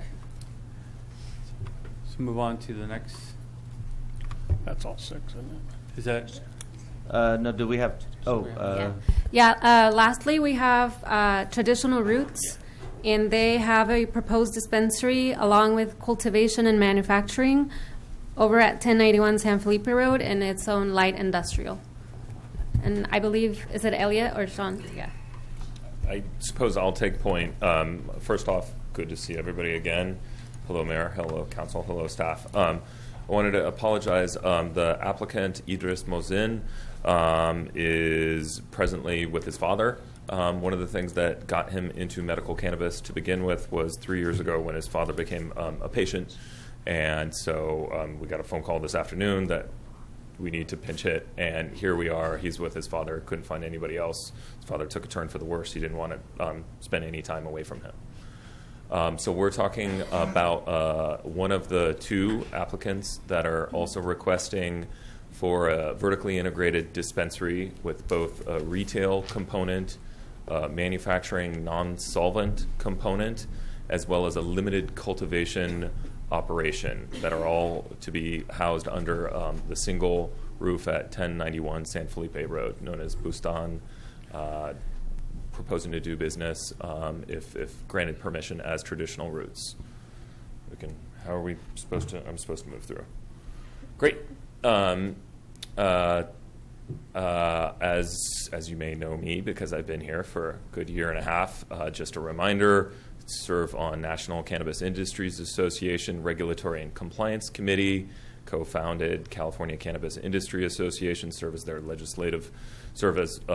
their legislative committee, as well as being local politics advisor to California Growers Association and a host of other medical cannabis trade associations. And so as such, I've been there, done that in terms of knowing the state laws, the pending state regulatory framework, pending state emergency regulatory framework, as well as a compendium of local regulatory schemes. So hopefully I'm a little bit familiar with this ordinance as well. We focused on putting more words up here and less pictures. And you'll see that compliance and security are what we've chosen to discuss this evening rather than looking at the aesthetics or the business model per se. I think we all understand that City of Hollister wants a fine, upstanding facility, and we believe that taking 1091 from its present usage as Gavilon Welding to traditional routes will add value to the local community and character. Obviously, we're committed to inventory controls, track and trace systems, accuracy of information, employee training as discussed by other applicants, as well as a transparent and accountable management team. We also, one of the things I don't think I mentioned before, I also wrote United Food and Commercial Workers National Organizing Strategy back in 2012. So I have some familiarity with labor practices within this realm.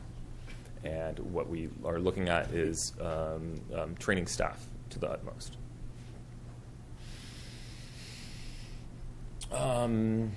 Again, compliance. I think I'm pounding that one down. I don't think we have to read all the words. I wanted to click through so that you can visualize the front of the facility. This is not what it looks like now.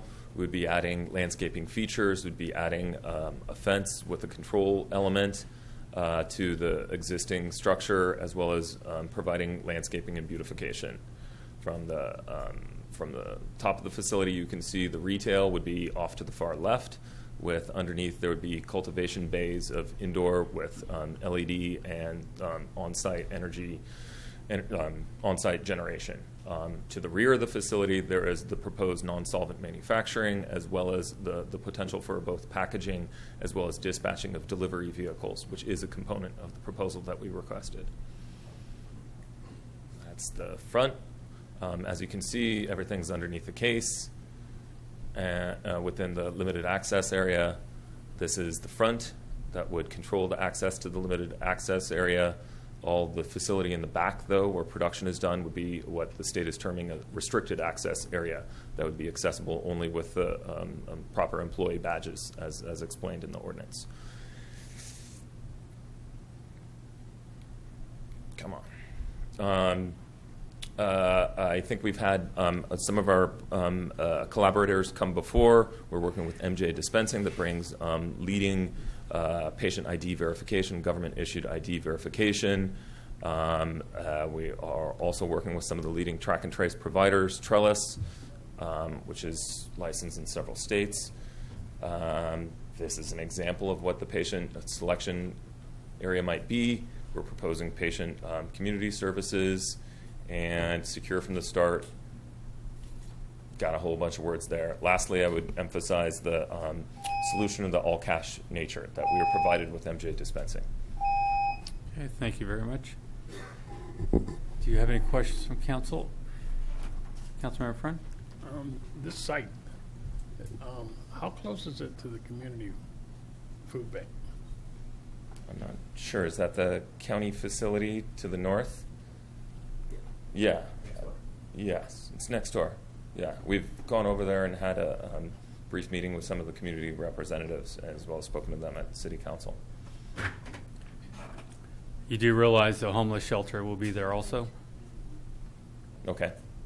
I don't believe I could have mentioned that there is no sensitive use receptors as defined by either by local or state ordinance. There's a daycare center back there also. It's not defined as a sensitive receptor by local or state ordinance. Okay. But we have a component to our community benefit plan that will provide outreach not only to homeless as well as to battered women's shelters, veterans, and child support services. Any other questions from council? Who is your the attorney you've been working with? We have not been working with an attorney. I'm a regulatory expert and a land use developer, so we did not choose to engage with an attorney at this time. Okay. So Councilmember Friend? Obviously, the supply chain question. Sure, I was expecting that. I think it's interesting to point out that out of the two applicants that are vertically integrated, we're a much more modest facility, and I think that we're trying to not bite off more than we can chew potentially. It is proposed to be a vertically integrated facility, which of course would provide not only the sales tax revenues from the front end of the retail as well as the cultivation tax revenues from the rear of the facility as well as manufacturing. So my relationships, though, with licensed and registered or pending licenses from Humboldt to San Diego, I could find more than enough medicine if need be for the qualified patients of San Benito. And Mr. Postain is Mr. Idris Mozen. He's a construction resident of Castroville. He's wanted to be here tonight. But he's not. He's with his father, who's sick. Yeah. He was in hospice, sorry. Okay. Any other questions? Okay. Okay, cool. Thank you very much.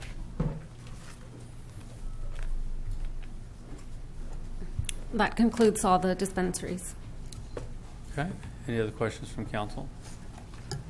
This time we're going to open it for public hearing. Do we have any speaker cards? We do, Mr. Mayor. Barbara Saunders.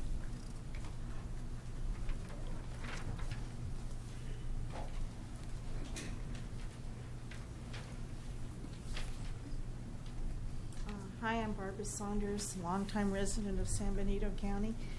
I'm really pleased to have everybody make very clear what they're doing. Barbara, could you speak into the microphone? What they're doing, I'm just not tall enough anymore. I'm shrinking. And to see it all from all sides. I know that I'm a bit prejudiced just because of my upbringing. I feel the same way about the wineries that allow tasting, and then you're driving down the road after visiting a few. Prejudice towards the cannabis industry. Yeah, that way, that you don't get out on the road that way, just like people that have had too good a time at all of our local beautiful wineries, that you could do what you have to do safely for health. I do personally know of 2 people that have been healed by the CBD oil. I also know of many more people that have had basically a downfall in life from using too much, basically, marijuana, including some of my own family members. And that breaks my heart to see anybody fall prey to any substance, even ones by the doctor, because my own mother was an addict via the doctor. It breaks my heart to see that. And I've even lost family members from that. So I'm really grateful that we've been able to talk it out in all directions. I can't say I would favor even opening a new saloon in town. So I appreciate everyone's opinion, but let's make it the least possible available to anyone under 21 and anyone that doesn't have a for real need, so that no more destruction of our society can happen. Thank you. Thank you very much. J.W. Payne.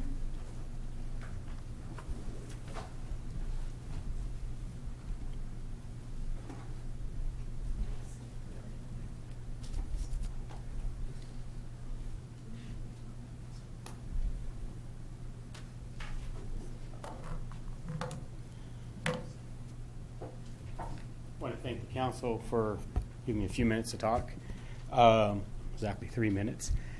First thing is, a couple months ago, the council invited several of us to go to San Jose to look at a couple of facilities, and I was actually one of the people who got to do that. And I asked the police officer, it was the head of it, point blank questions. And one of the questions I asked is, what would you do?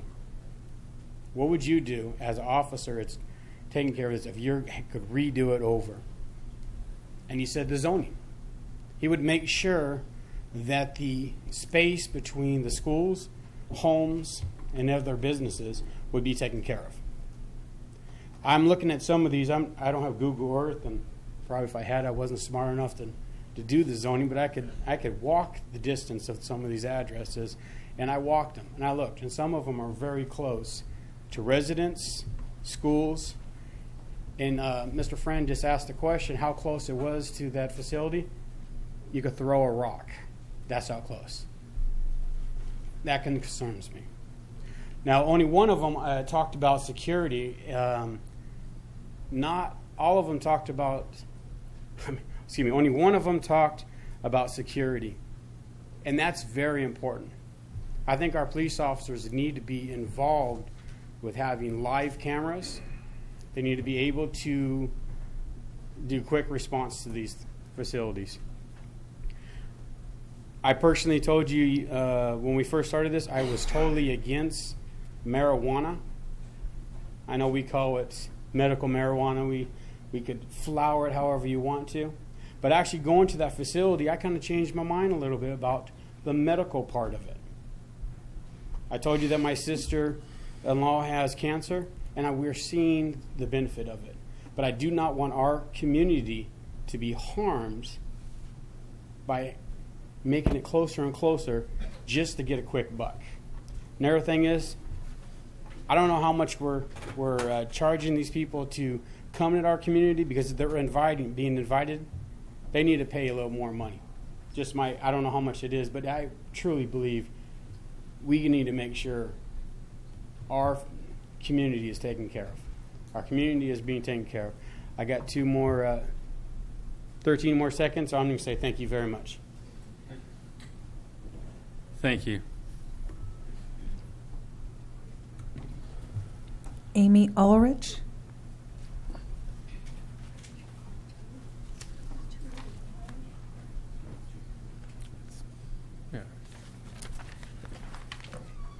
Hello. I know I've spoken to some of you before, and I'm happy that to have the opportunity to speak to you again. I am standing here today to ask/beg you to say no to any marijuana business on Industrial Drive here in Hollister. I've worked on Industrial Drive for over 10 years, and over those years I've coached thousands of children. Over the last 2 months, I have asked anybody and everybody that would listen to me one question. One question, if they were a resident of Hollister, I asked them, can you think of one block, one city block in Hollister, other than a school site or a park that services more children than Industrial Drive? So I'm asking you that question. I know I can't straight ask you a question, but I'm asking you to think. Can you think of one block in all of Hollister, other than a school or a park, that services more children than Industrial Drive? I can't, and I have yet to find someone who can think of any other space in town that services more children. Yes, it's industrial zoned. Yes, we are a gymnastics company there. And also, there's a gym there. Also, there is Sammy's Dance. Also, there is Jump to It, or Happy Jumpy, or whatever it's called now. But they service a lot of children in our community, and the CrossFit is there. The reason we are in an industrial zone, like most gymnastics companies, are in a majority of gymnastics gyms, good gymnastics gyms, are because of the height of the ceilings and the height of the building that need to be to run a gymnastics program safely. We understand that there are other people on our street that don't service children. We understand that we have no say in that, but we hope to have a say in this. We do not want a marijuana dispensary, a marijuana processor, a marijuana cultivator on our block. We have worked hard to build our business. We have worked hard to make it a safe and family-friendly environment for kids to come and for kids to learn and for kids to play. I'm not here to speak out against marijuana or medical marijuana. I had an opportunity, like everybody else, to make my vote heard. I'm here to say that we do not want this in the middle of our block, where our children are coming and learning and growing. People say it's safe, that they will have security, that they will have armed guards. That's great. Until an idiot decides that, hey, I'm going to go and rob the dispensary because I'm stupid enough to go and do that, and that armed guard is running down the street. I guarantee you, if a gun is pulled on Industrial Drive, that Rancho San Justo Middle School, which is right around the corner, I might add, and bring to your attention, will have a lockdown. They will have lockdown. Why? To keep those children safe. Please keep our children safe. Thank you.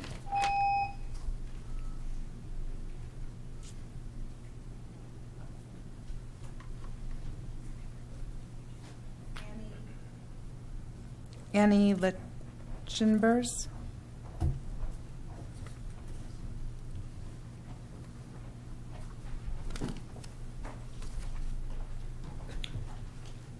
My name is Annie Lechtenberg, and thank you for giving me the opportunity to talk to you about medical marijuana here today.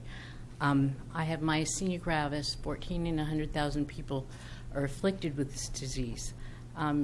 I was an educator. I worked for Cabrillo College for a number of years, and in 2002 I was diagnosed with myasthenia gravis, which left me with the inability to speak or hold my eyes open. It took a few years. I've also been a resident of Monterey, the Tri-County area, most of my life since 1962, San Benito County for 10 years. It was very, very hard for me to access medical marijuana or even know about it during the time I was very sick until I began to know some of the members from MBAM, Monterey Bay Alternative Medicine. They have been, I'm so grateful for them for the education that they have at their facility for not only the people the patients that go there, but for the bud tenders that work there. They know about medical marijuana. The security is excellent there. You go into their parking lot, and their parking lot's secure. You walk in their door, you know you're secure. Paperwork's all in place. It's a wonderful facility. It's a long ways to get to Santa Cruz when I was living in the Romas and San Benito area to get to any dispensary. When I wasn't able to drive, it was hard to say, can you take me an hour and a half to Santa Cruz to help me get some medicine that helps me with my disease? I'd have to say the education of the staff at MBAM is one of the biggest things that has helped me. I go to oncology 3 days out of the month for passive antibodies. During the time I'm at the infusion center, I deal with a lot of people. I see a lot of people. They're suffering from cancer and other autoimmune diseases. I've gone to other dispensaries in the Santa Cruz area that don't have the educational information there to hand out to these people. I mean, some of the nurses can't say anything, so they go, Annie, can you get some information for so-and-so? Where do I go? I go to Monterey Bay Alternative Medicine. They have their binders right inside the door. People, you have the knowledge of what the plant does. It's not just for fun for a lot of people. It is a way to relieve anxiety, pain, this opioid addiction that you see everywhere. It's alleviated by the plant. I can't say, more about this except that it's helped me and it will help other people. Thank you. And they know what they're doing. Thank you very much. Pete McLanson.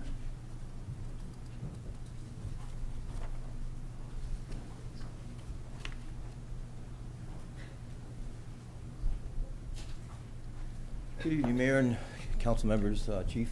My name is Pete Melanson, and after 25 years working in a law enforcement agency in Monterey County, I went to be a reserve officer in Delray Oaks, And when I was at Delray Oaks, the chief of police at the time, Ron Langford, assigned me the task of being the liaison between the city and Monterey Bay Alternative Medicine run by the Blodgetts. And as you can imagine, we were all thinking that the marriage between an entity that would be selling marijuana and law enforcement was probably going to have a divorce relatively soon. But and I'm not here as a proponent or as an opponent to any part of the cannabis industry. I'm just here to give you a perspective from the law enforcement standpoint about how they were cooperative in everything that we asked them to do. They met all the guidelines and the compliance issues, not only in a timely fashion, but usually ahead of time. And then the things that they did, and I think that in the packet that they handed you, there's a letter from the retired chief that kind of gives his personal opinions as well. But over and above the regular things that they would do and the things that are required, mandated, they would do things such as implement a program of having meetings with the residents and the businesses that surround the area where the dispensary is to address any concerns they have, any questions, any issues, any criticisms, and they would actively participate in trying to find a solution to those problems.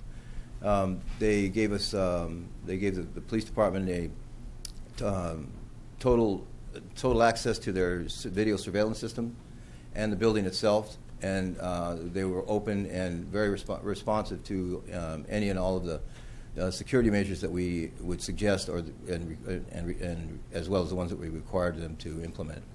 They trained on their own. They supported the fact that they trained the individual guards that they hired for specific duties and things that were unique to this particular industry and that particular building.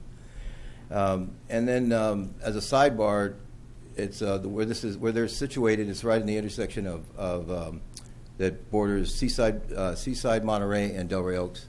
And because of the surveillance system, I can say personally that they've been successful in helping us solve at least three felony cases and giving information to other investigative agencies through the surveillance systems on the exterior part of the building. And but they were extremely cooperative. We had no issue with them whatsoever. Thank you. Thank you.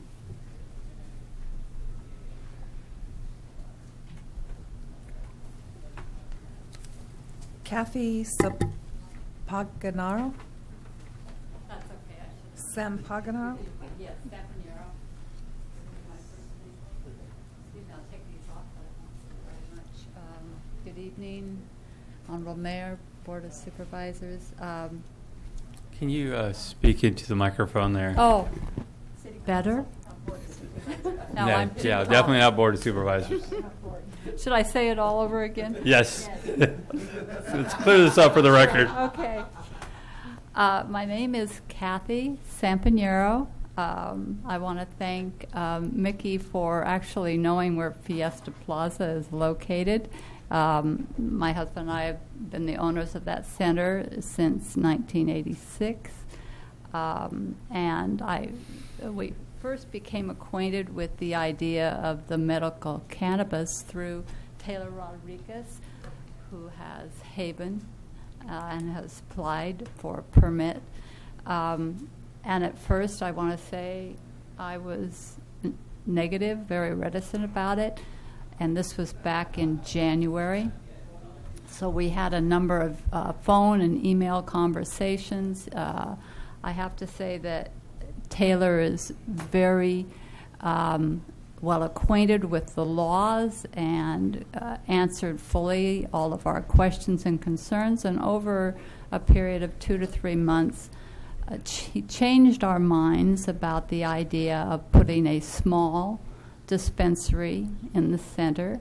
He was initially looking, I think, for larger space, but we both felt a compromise of something with a smaller footprint would benefit the community, and it would be a chance for Hollister to try out and see. I have tenants there who signed the letter just this last week. I'm sorry that we didn't think of doing that sooner. I believe I might have gotten a few more signatures. The one thing that I noticed, and there's a lot of individuals here tonight with their presentations, most of those, if I'm not mistaken, are standalone buildings and rather large in size and somewhat, to me, a little bit intimidating for the community. I guess I understand Hollister's need to want to see some full service. Mr. Mayor, you asked several times the individuals how will they get their product.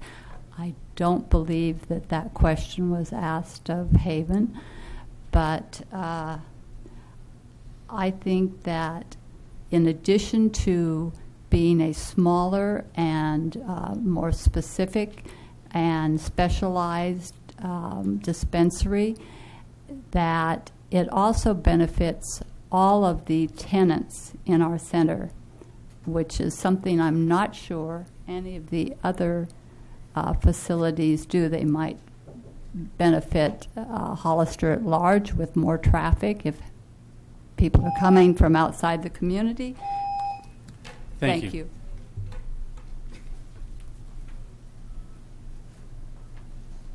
David Nicolason.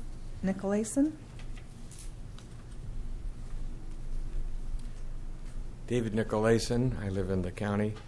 Thank you for the work you've done. I've been here before. I know you've spent a lot of hours doing this, and there are concerns still. There probably always will be. Nobody will ever be completely happy, but you've heard some concerns from people who have businesses here or otherwise are concerned about this use being permitted close to their business, especially on Industrial Drive. Would it be legal? This is for you, Mayor. I don't think I can get an answer from any legal counsel here, but let's say that the community is not happy with the ordinances it's drawn up. Would it be legal for the city to exclude these things? And can you get an answer from that? Could the people pass an initiative or a referendum? In California, we can do that. If they're not happy with what the council does, would that be available to the people? Could the people in Hollister vote on this themselves if it was brought to them? I'd like to have the answer to that. And I would also like to know if, well, that would be good enough. Thank you for your time. Thank you. Will Scarp.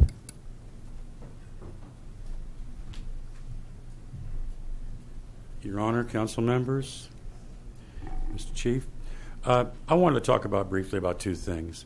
I wanted to bite my tongue and not fill out a speaker's card, but then I saw others were coming up to lobby for their favorite candidate. Just for the record, I have no equity in Haven, and I'm not being paid to be here tonight on behalf of Haven. But about a year ago, I came to you and said, we just want to make sure that Taylor has a level playing field so that he can compete with the big cannabis money. I have nothing against rich white guys. I want to be a rich white guy. Really, I do. But ultimately, this is a town that's 2/3 Latino, and you have a homegrown Latino guy who goes to business college and comes home to succeed. And despite, unfortunately, a 5-minute limit on there, he could tell you about his security plan. But one point I'd like to speak to is distribution. And many people have come up here asking for permission to have vertically integrated where they grow it, they process it, they send it out for testing, and then they sell it. Well, not only do they make mad profits, but I'm not sure that's the right model for Hollister. And in fact, state law will require a distributor take that to a separate warehoused facility while it's tested, and that cannabis will pay taxes on it when it enters the market. And I'm not sure I trust a business to tax themselves like that internally. Most dispensaries will be required to purchase it from a licensed distributor. Taxes are collected when it enters the commercial market. Some folks have pretended that they're expert on this issue, but didn't address that directly. The police chief, in fact, knows quite a bit about cannabis laws. I was impressed with his knowledge of it. Perhaps he can speak to the answer, will people have to get their wholesale from a distributor? I think the answer is yes. And in fact, that has to be a separate warehouse facility, and testing must be done. The cannabis must be quarantined until the testing is returned. We've got a system, and I don't think your city's ordinances really comply with that. That's why my friend Taylor has such a strong application. He doesn't want anything but a modest-sized medicinal marijuana dispensary. That's all. He doesn't want to grow it, manufacture it, process it, and say he paid his own taxes before he sells it across his own counter. We think that's an advantage to his application, and I appreciate you letting me give you my 2 cents. Thank you. There are no more speakers on item 2, Mr. Mayor. Thank you very much. This time I'm going to close I'll go kill it. public hearing. I just wanted to inform the council that we did check the distance from on Monterey Bay's exterior wall to the exterior wall of the residence, actually 443 feet, according to Google Earth. Okay. Is there any comments or questions from council? No? Councilmember Friend? No. I do want to say I have concerns. I've had concerns from the beginning. I've had, I believe this can work if we do it right. And I've said this over and over. One thing I picked up in our conversations with San Jose was if you do it wrong at the beginning, you're going to have hell to pay later. Do it right. Work with us, San Jose Police Department, and some of the others that were involved, pointing out how critically important it was to do certain things. I was not happy with the changes we made here. I don't think it should be anywhere near a neighborhood. I think it should be at least 600 feet at a minimum. And I do believe our ordinance is lacking. If anything I picked up tonight is we are lacking information here because, as the gentleman pointed out, the distribution part is the part that's always concerned me of how this is coming to the dispensary, how it's going out, how are we tracking. When you lose control of that portion, you lose control. And it's very tough to get it back. I quite frankly don't think we're ready. I think we have more work to do here. I think we need to step back, revise our ordinance, so we get it right the first time. And it won't be perfect, but I see problems coming here, and I think we need to address that. And we owe it to the public to try to get it right.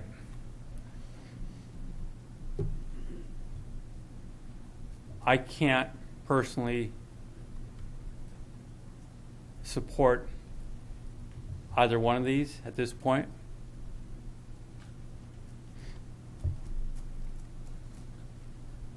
And it's unfortunate. I think if we had some better answers here, I probably could have. I think it's probably better to go back,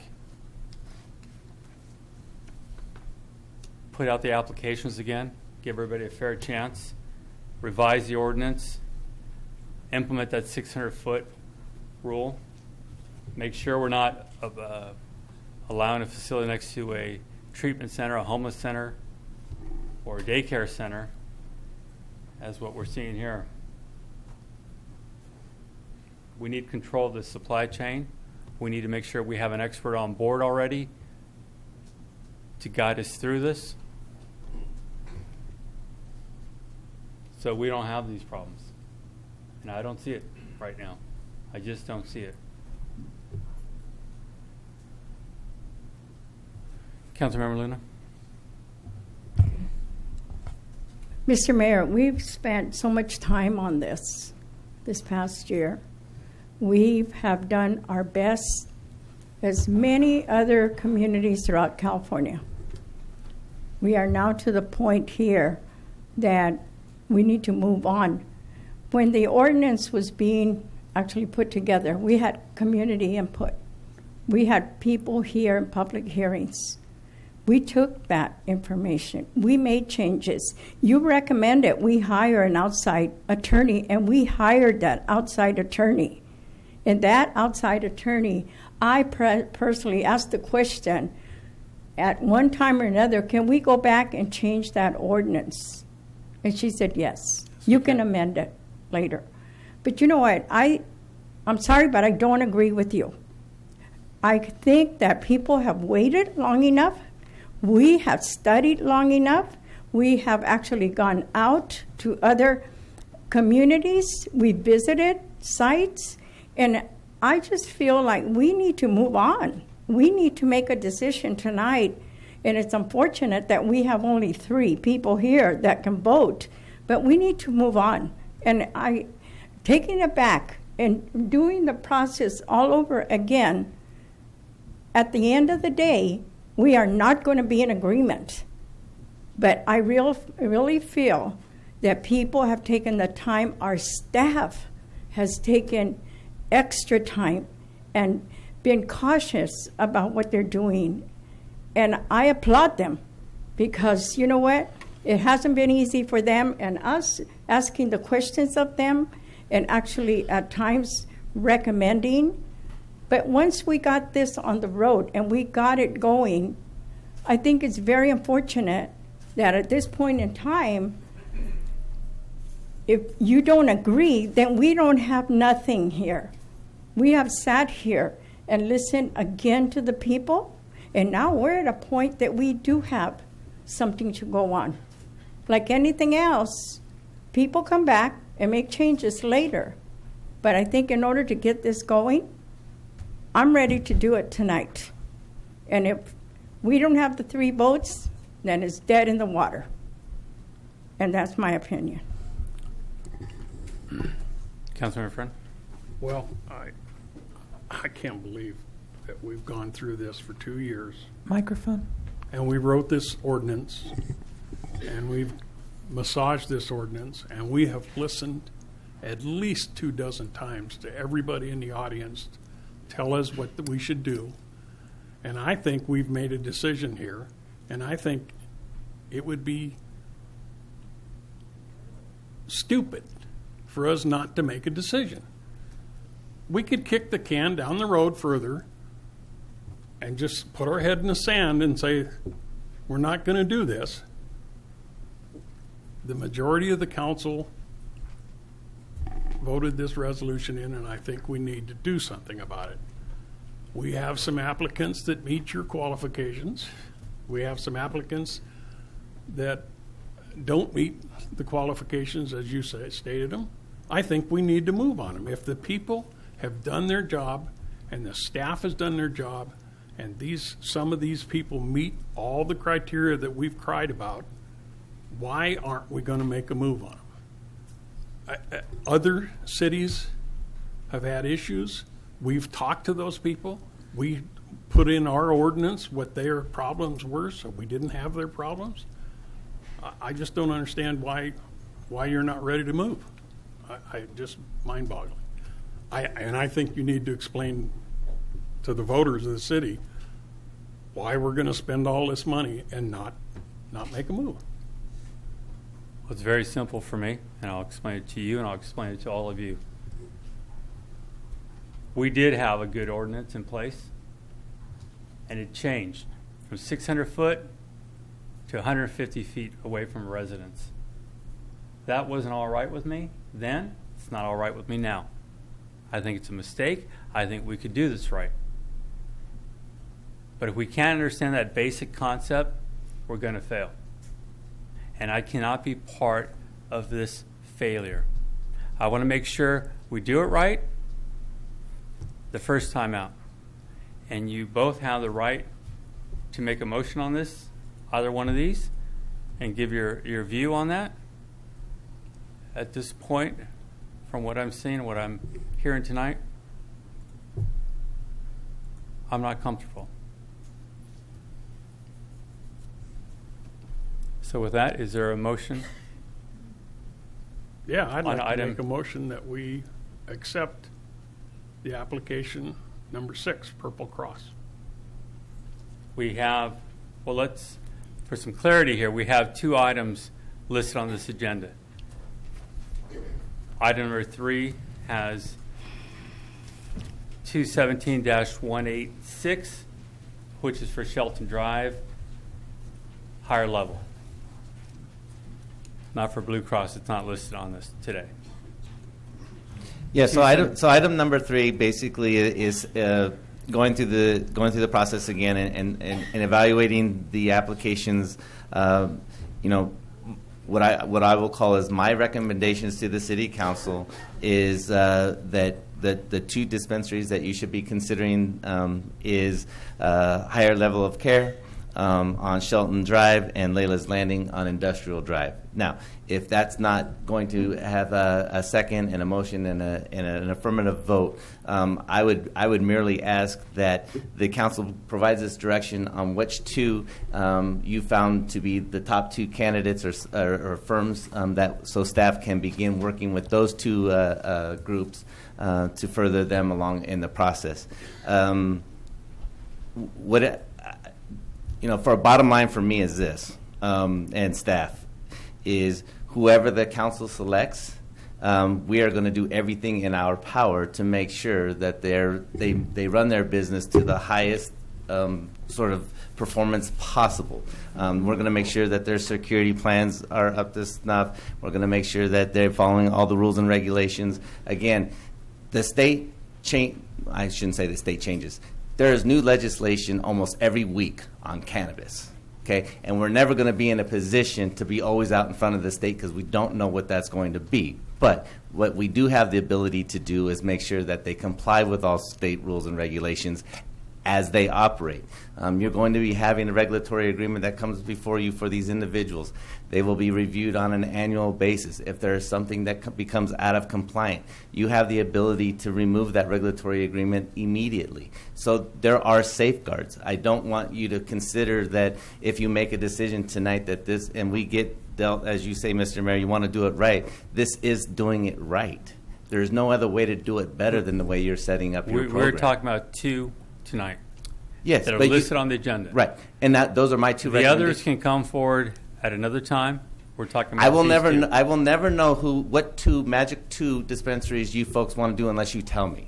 And tonight is an opportune time to do that. You've heard them. There's nothing that's going to change with the locations, their performance, their experience. That won't change. So if the 2 that I am recommending aren't successful, fine. You just need to let us know which 2 are. You both have the ability to make a motion on starting with item 217-186. Clarification, Mr. Mayor. Being that it's on the agenda line, item number 3, are you recommending we just skip over that? Or you take action on that? No action on it? Yeah, if those 2, I mean, you have 2 separate resolutions there. Okay. If neither one of those resolutions are appropriate, at the end of the day, I think it would be pertinent for the council to direct or make a motion to have staff come back with 2 appropriate resolutions at your next meeting so that they can be adopted. If the 3 of you came to a consensus on 2 others that you would like to move forward with. Yeah, I don't want to come for the next 6 weeks guessing at which 2. Well, but again, you have 2 listed here. So that is a motion to approve or not approve on these 2 Correct. that are here. Yes. So that has to go first. Yes. Is there a motion on item 217-186?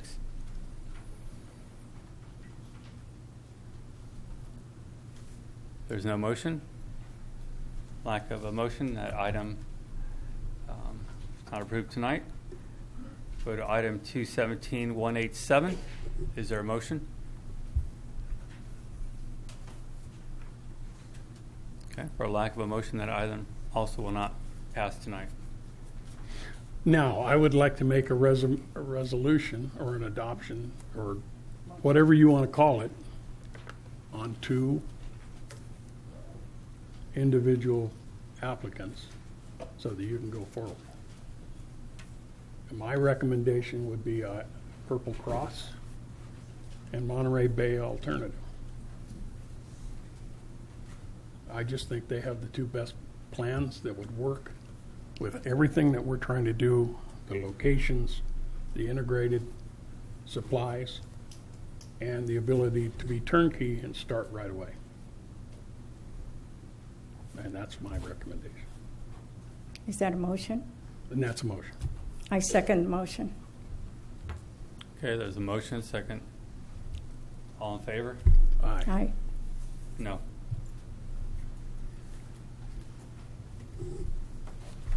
As I pointed out, I'd rather have the discussion on the ordinance first, and then I'd be happy to talk about some of the other applicants before we move forward. So what I would like to do is have a conversation about making adjustments to the ordinance. Well, keep in mind, Mr. Mayor, when the ordinance was adopted, it received a majority vote from the council at 4-1, I believe, right?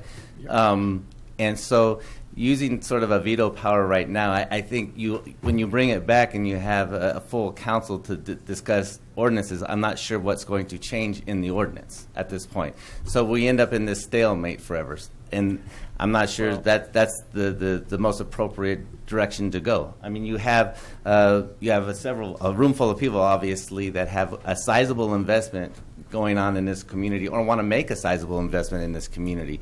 And I'm not going to sit here and be a proponent of the cannabis industry, but I would say is I think moving forward and going down this path is a huge detriment to the city of Hollister, because who are we going to get to come to this town as an economic development force if we lead people down a path and then we change directions on them? Well, again, I'm going to repeat the same thing I've said over and over again. Yeah, but we had something great here. We worked hard to get to that and it was point. overturned by a majority of the council, Mr. Mayor. You're stuck on 600 feet. Let me remind everybody something here. All right. We had to recuse a few of those council members, well, one of them, because of this incident. We have an attorney that had to recuse themselves because of conflicts. That is an issue that we all need to address. And I think we could do it right, as I'm pointing out. Very simply, I've heard some good companies here tonight. And I think some of them are outside of that 600-foot zone. I'd be happy to support them. But I want to make sure we get this thing worked out, because I don't want to be having a conversation about another company on this other items that's 151 feet away from a residence. I don't think it's right, and I will continue to vote no on those issues. I have a question. Yes, Councilmember Luna. Are we able to get a legal opinion from our city attorney, even if it's, I mean, he's stepped away from his post? He'll give you a process opinion. Which would be? What's your question? Bringing the ordinance back and making changes later after we have taken action on this. To move this forward, we just had a 2-to-1 vote. We need a 3-to. You need a majority vote. A majority vote. Right. So even if we had a majority vote, would we be able to bring back that ordinance to make a change or reconsider? You can bring back the ordinance at any time. That's because you've adopted that ordinance. That ordinance can be amended at any time. Absolutely, yes. But what you've done is, I guess another part of the frustration is that if in fact an amendment to the ordinance was something that you folks desired, doing it 4 months ago would have been appropriate, not the night that you're trying to do the dispensaries things because you don't happen to like who applied. Well, I would encourage Councilmember Luna to bring this back, the ordinance, make the adjustment, and we could move forward. There are 3 of us here that can still vote on this issue. 3 of us that can vote on that ordinance. We could do this. You made a joke of this. No, wait. You're sitting here. I'm speaking to Councilmember Luna. You look like an idiot sitting up here. I'm speaking to Councilmember Luna. You're looking like an idiot. I'm speaking to Councilmember Luna. Jesus Christ. Mr. Mayor, I will not be bringing this ordinance back. It's your idea. It's your idea. Okay. And if you want to turn everybody down tonight, then it's your vote against us and everybody here. And I'm not going to bring it back. We voted and we had a majority. We can go one by one, and if they're meeting my issue of the 600 foot, I'm happy to support them. So we're happy to move forward if that's. I want to move forward. Recommendation. I'm not making a recommendation on these either one of these right now. That's what I'm saying. You have told neither all one of these you. people Wait, hang on a that second. joke. Neither one of you has made a motion to approve either 186 or 187. Because we disagreed with them. Okay, so you didn't want those. Right. Correct. Okay. So now the city leader has asked us to make a recommendation on 2 items, 2 people that they could work with to make this right. I would agree with you. Let me point something out here. I would agree with you on Purple Cross. Well, then what's the other? And I would like to see Mr. Rodriguez have a chance if his facility is 600 foot away from a residence. Is it? I don't know. No. No. There's no way. Okay. So the only other one is either on San Felipe or Sheldon Road.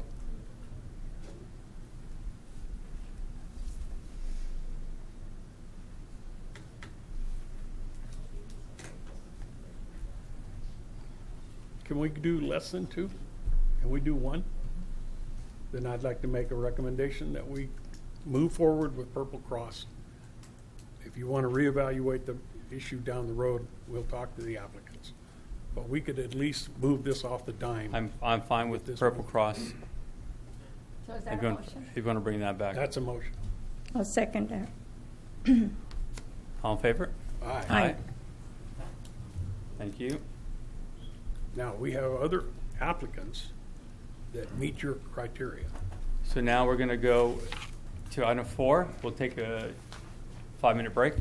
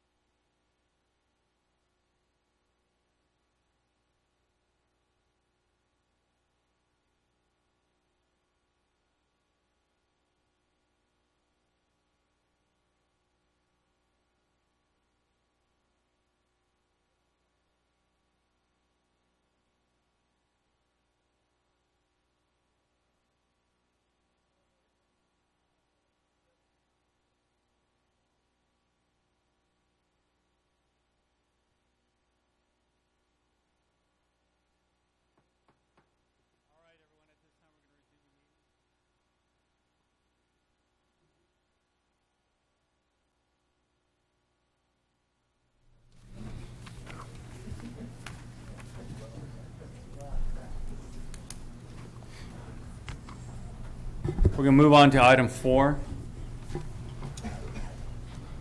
Mr. Mayor, if it pleases the council, I'd like to ask the council to hear items, or number 3 and 4 on item 4 separately from the rest, and I will recuse myself from items for number 3 and 4.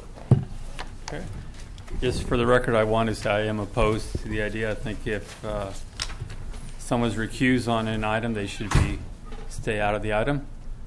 And we will have to address that at a later time with the council. Can the council ask? He will come back as he's wanting to do, and we're going to go with the other items first. Just point out for the record that I'm against somebody coming into a conversation, going out of a conversation, coming back in. We're going to move to item or applicant 217-188.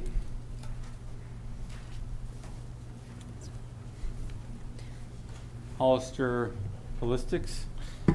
I believe we're doing 2017-10 for Playa Breeze.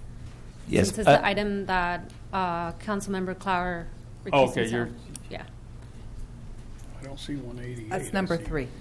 It's resolution 2017-161, cannabis use permit 2017-10, Playa Breeze, and then we'll also do 2017-11, which is FBT Jordan First. So. Thank you. For 2017-10, Playa Breeze is requesting an approval from the City of Hollister City Council of a conditional use permit to cultivate medical cannabis at 817 Industrial Drive in the Light Industrial Zoning District, further identified as San Benito County Assessor's Parcel Number 056-270-014-000. And there's a illustration up on the screens for you.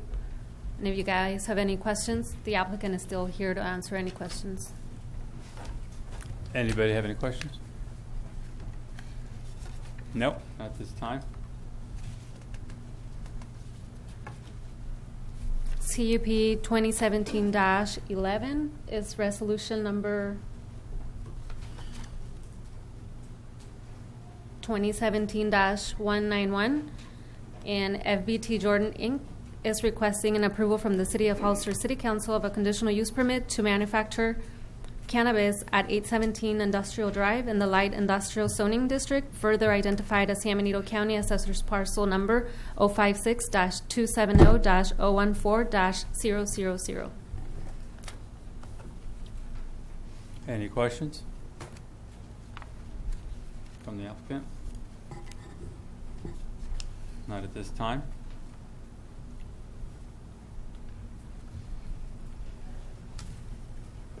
And those are all the ones I have for Industrial Drive. So, council, I want to ask you questions because this really bothers me that we're going to be coming in and out as far as there's a conflict, there's not a conflict, because we have to have a public hearing in this process, and we're under one item. Yes, I can address. So I can address this issue, Mr. Mayor. If each of these items, each of these resolutions, could have been broken down in the agenda as a separate item with a separate public hearing for each one, then you would have had 14 different public hearings. Right. And in that instance, a potential member of the City Council may have been conflicted out on one, but not others. Yes. In this case, Vice Mayor Carson Clower has conflicted himself out on matters 3 and 4.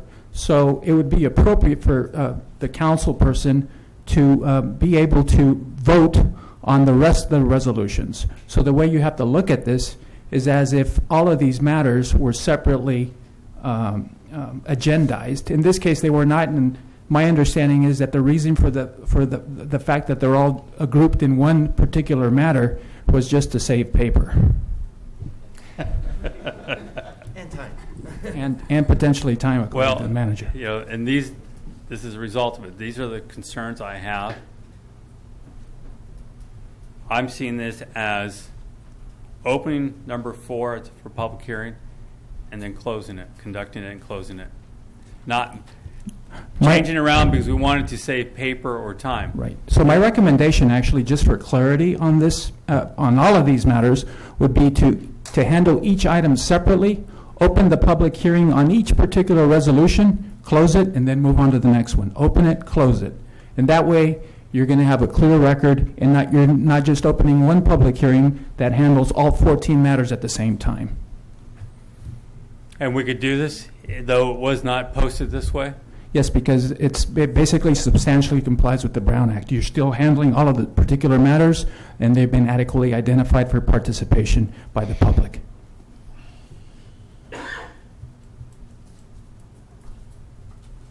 Okay.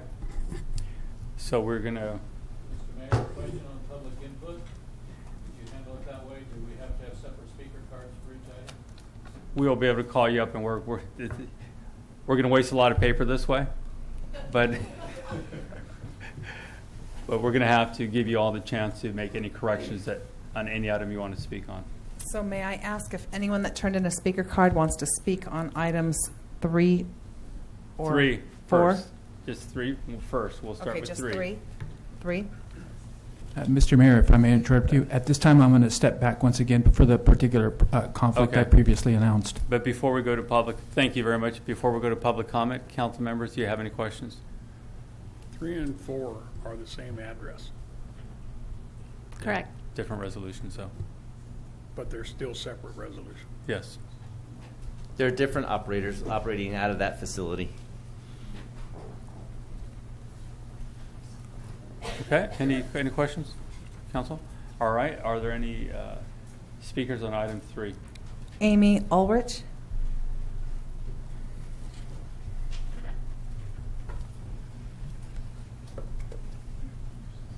Hello. Thank you for letting me talk. I've already spoken, and so I won't take up very much time. I just wanted to reiterate that I am very grateful to the mayor for taking the stance that he did, and I don't think it was stupid. And I don't think what he's asking is stupid. I think what he's asking is for us as a city to have a say, for us people in the community to have a say. I actually live in Friends District, and he was supporting my say as my mayor. And I think that the ordinance got changed, the distance got changed in the ordinance, and the deciding vote was by someone who has now recused himself. So I think it's very fair and very appropriate to go back and revisit the ordinance before any further decisions are made because of that. I'm asking again, 150 feet, 151 feet from one building, 156 residents, children's facilities. Please do not allow any marijuana, anything, to happen in this facility. Thank you. Thank you very much. Do we have any other speakers on item 3? No, Mr. Mayor. All right. No, Mr. Mayor. At this point, I'll close public hearing. Is there a motion from the council? Okay, this item will die for lack of a motion. We will go on to item number 4.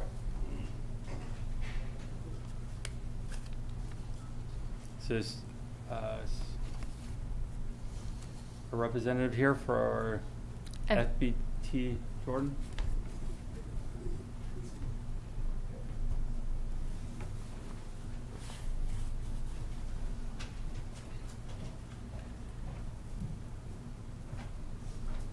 I'm sorry I didn't even understand that I had an opportunity to speak on the previous motion, and I'm sad I wasted that.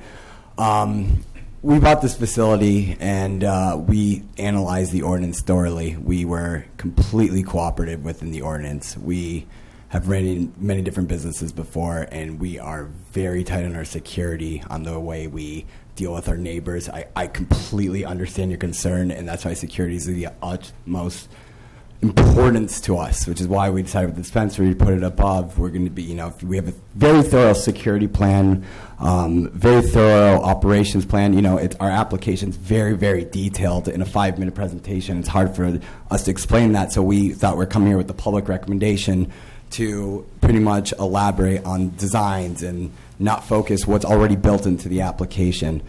if there's concerns, I'm here to answer. I'm here to work with the city. We want to invest our time in Hollister because we saw you guys were the first ones to come forward, and this is very important to us, not just from a money standpoint, but we really believe in medicinal marijuana, and we dropped everything we had to invest in a place where we can legally and rightfully do it.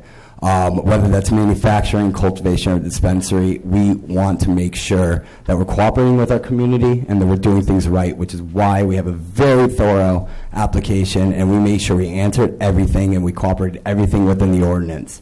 If there's personal concerns, I'm more than happy to talk with people, but it's, you know, a little upsetting seeing us just lose this opportunity when we believe we've done everything right and we have cooperated.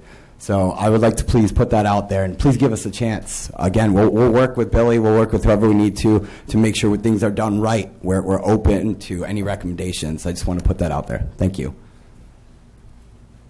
Thank you very much. Any questions from council? Okay, at this time I'll open it for public hearing. Do we have any speaker cards on item 4?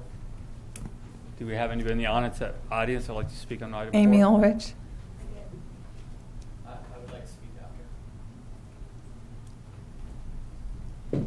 One thing I haven't said is it's not, I have nothing against medical marijuana. I have friends that have suffered with cancer who it has helped immensely.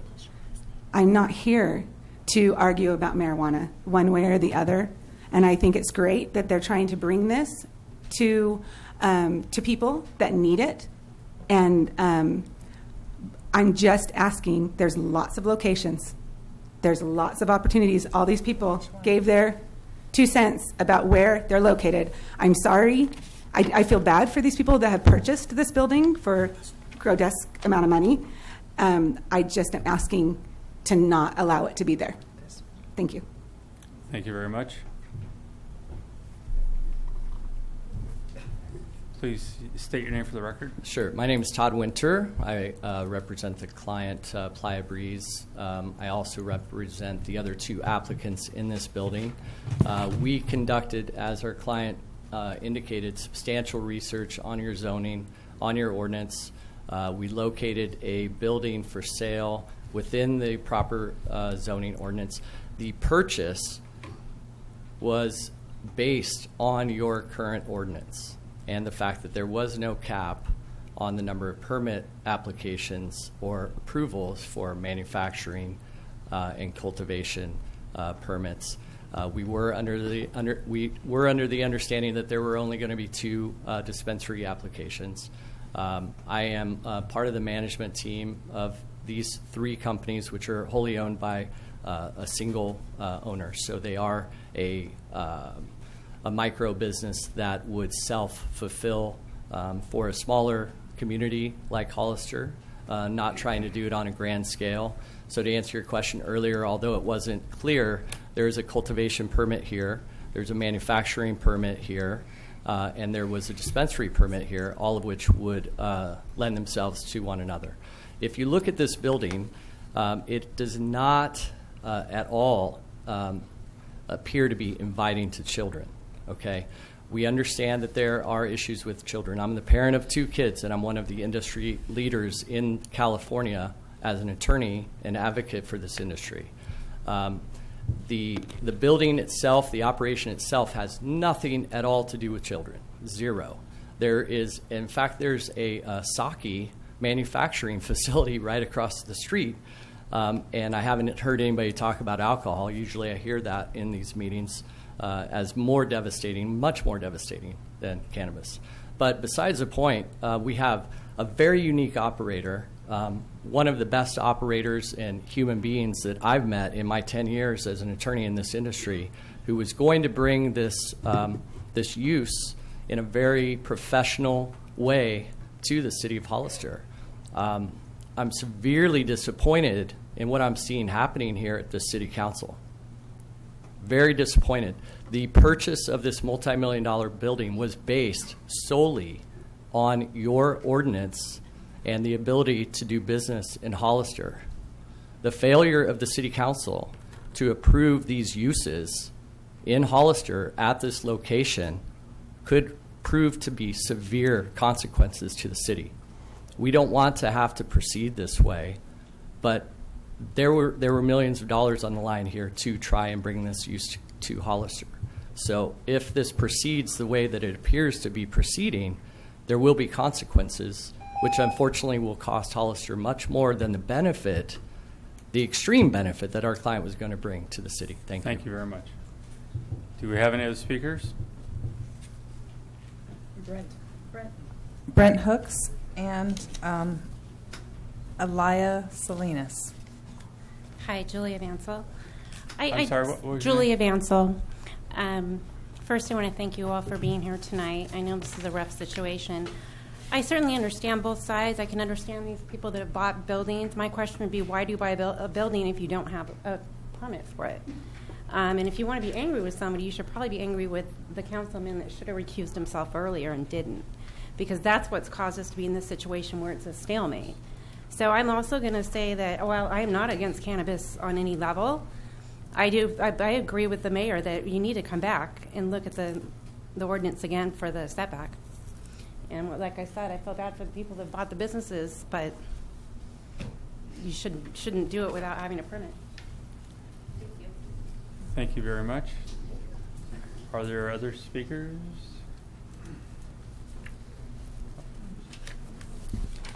Elia Salinas, good evening, Mayor and council members. The building or buildings were purchased based on an ordinance that you passed 4-1, and it wasn't a close, it was 4-1, and I'm very disappointed what I'm hearing here tonight. Millions of dollars have been spent on Industrial Drive based on an ordinance that you passed.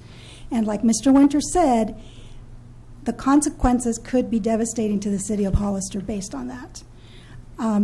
The buildings are secure. The kids are across the street. I am a member of Ravella's gym, even though I haven't gone for a while. But kids aren't going to be allowed to get into the building, and I don't know where the fear is. There is no. I brought it up before.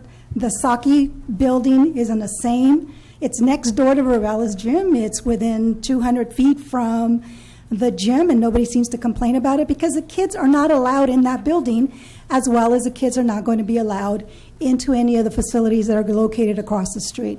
I find it ironic that they keep saying, for the safety of the children, for the safety of the children, kids aren't allowed in this place. This place is more secure. There are robberies, armed robberies at CVS that don't require the type of security that these buildings are going to be having. So I think once you make up your mind, it's been made up, and let's go forward with this. 150 feet, you made the decision. These people spent millions of dollars, and let's just go forward and let's get these people permitted. Thank you. Thank you very much.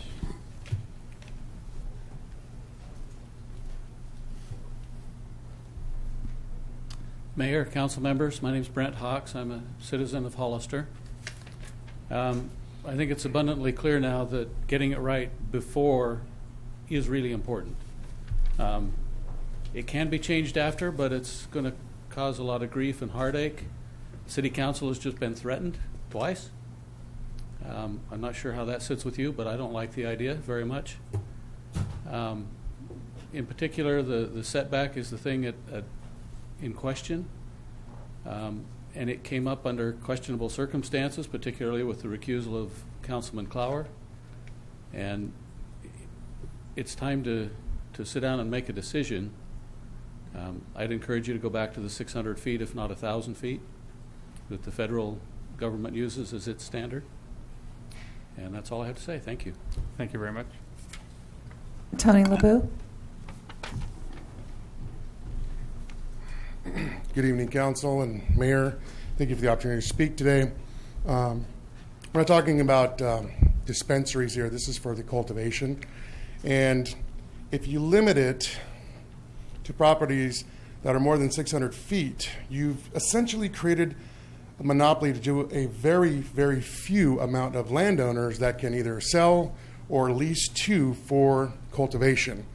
I know you're thinking 600 feet isn't that much, or it shouldn't be more, it should be more, but when you start looking at it geographically, we do not have enough zoned properties to allow cultivation to occur in our city limits if you limit it to 600 feet or even 1,000 feet or more. And the only people that are going to have this property available to cultivate is going to be probably about half dozen people.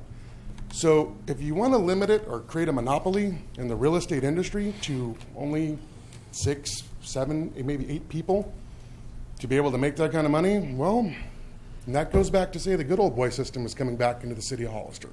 So essentially, cultivation is very, very different from a dispensary, and I think you ought to take that into consideration because it's not like there's going to be people coming in and out buying cannabis, medical cannabis, or any of that nature. It's just going to be for the cultivation, and odors have been remedied through the ordinance. Thank you very much for your time. Thank you very much. There are no more speakers on these items, Mr. Mayor. Okay. No one else? All right. At this time, we're going to close the public hearing. Is there a motion from the council? Seeing there's no motion, this item dies for lack of motion. Okay. Now we'll go back to item 1.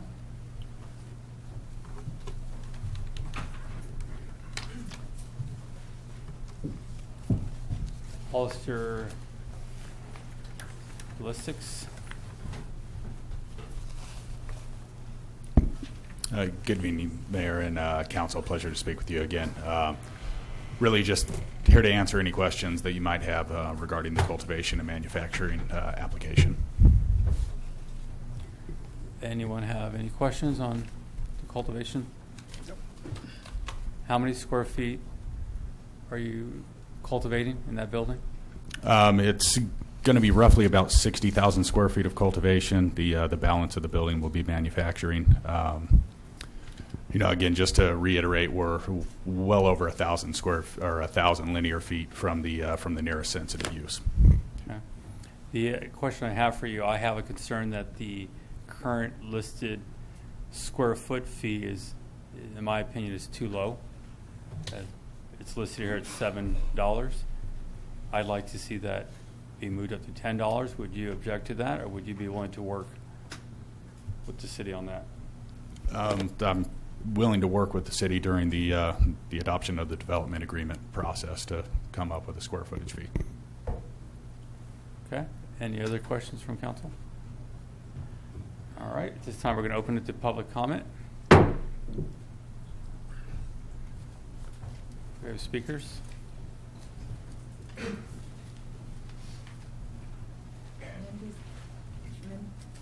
Mandisa Snooty.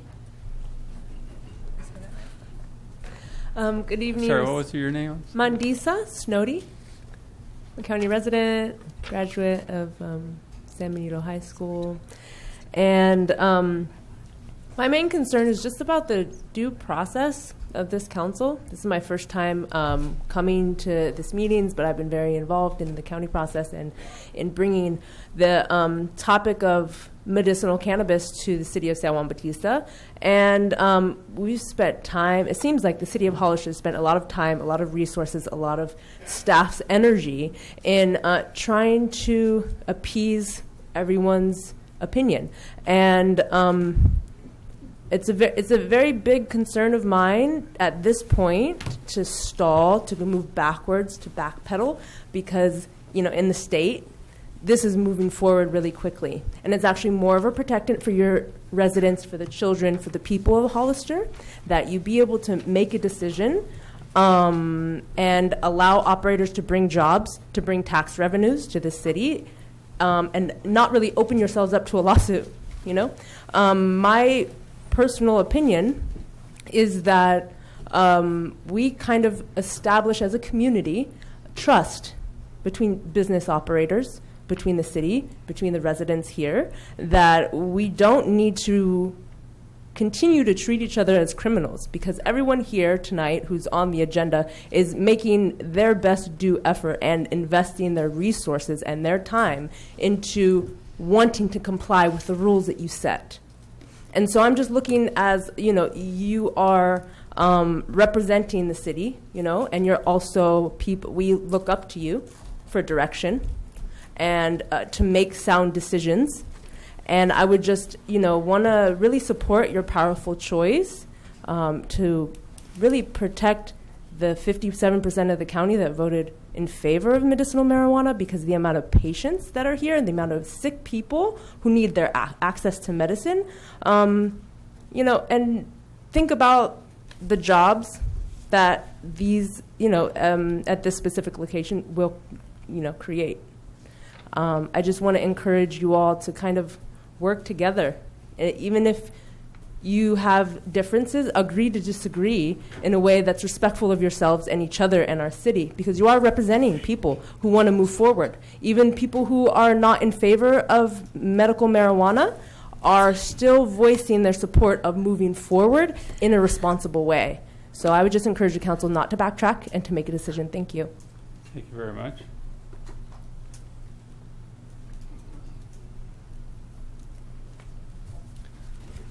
Hello, Mayor and City Council. My name is Carl Sailing. I am a San Benito resident. So I want to thank you guys for being here and trying to work through this. I know it's challenging on all sides. So my story is a personal one.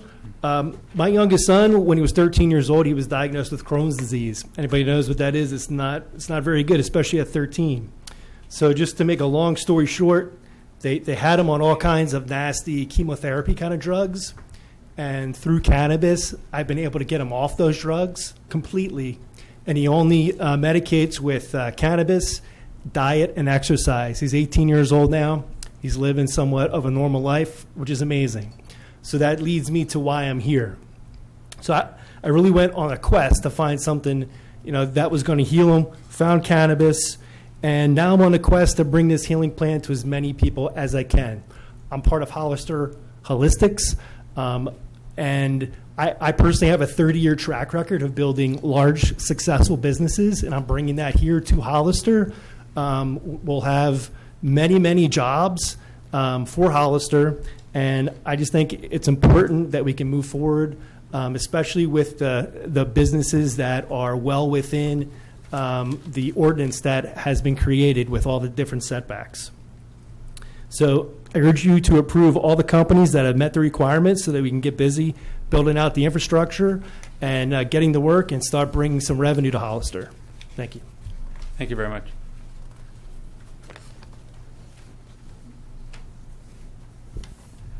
Good evening, Mayor and council members. My name is Sergio Sanchez. I'm a resident of Salinas. I spent 10 years in similar seats as yours, and I don't envy you. Congratulations, and obviously it's always full of excitement. I'm here specifically about someone I think you should know in Sal Palma and his application. I got the opportunity to work with Sal and a couple other growers in Greenfield because the community was really confused. There was a lot of misinformation and a lot of people coming up very late at night and just waiting for long city meetings because they were very confused. A lot of information that was put out there. So we worked with my team and we went door to door and we contacted over 2,000 residents and more than 5 languages, including 3 dialects. And what we did that, the residents understood the benefits, but also understood the economical impact, but their fears went away in regards to what the city council over there decided and the safeguards and the safety nets to make sure the community was safe.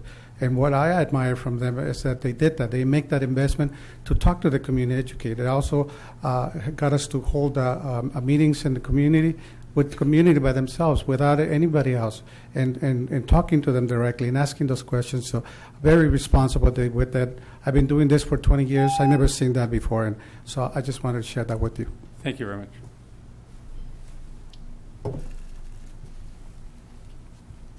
Are there any other speakers? No? At this time, we're going to close public hearing. Is there a motion from? I'd like to make a motion that we accept Resolution 2020-159 and 2017-6. I'm sorry, what? We're on 2017-6, right? Yes. Okay. We're on 2017-188. Number Awesome. 1. Yes? Right? Right. Which number do Okay, you yeah. want us to use? That's confusing me too over here.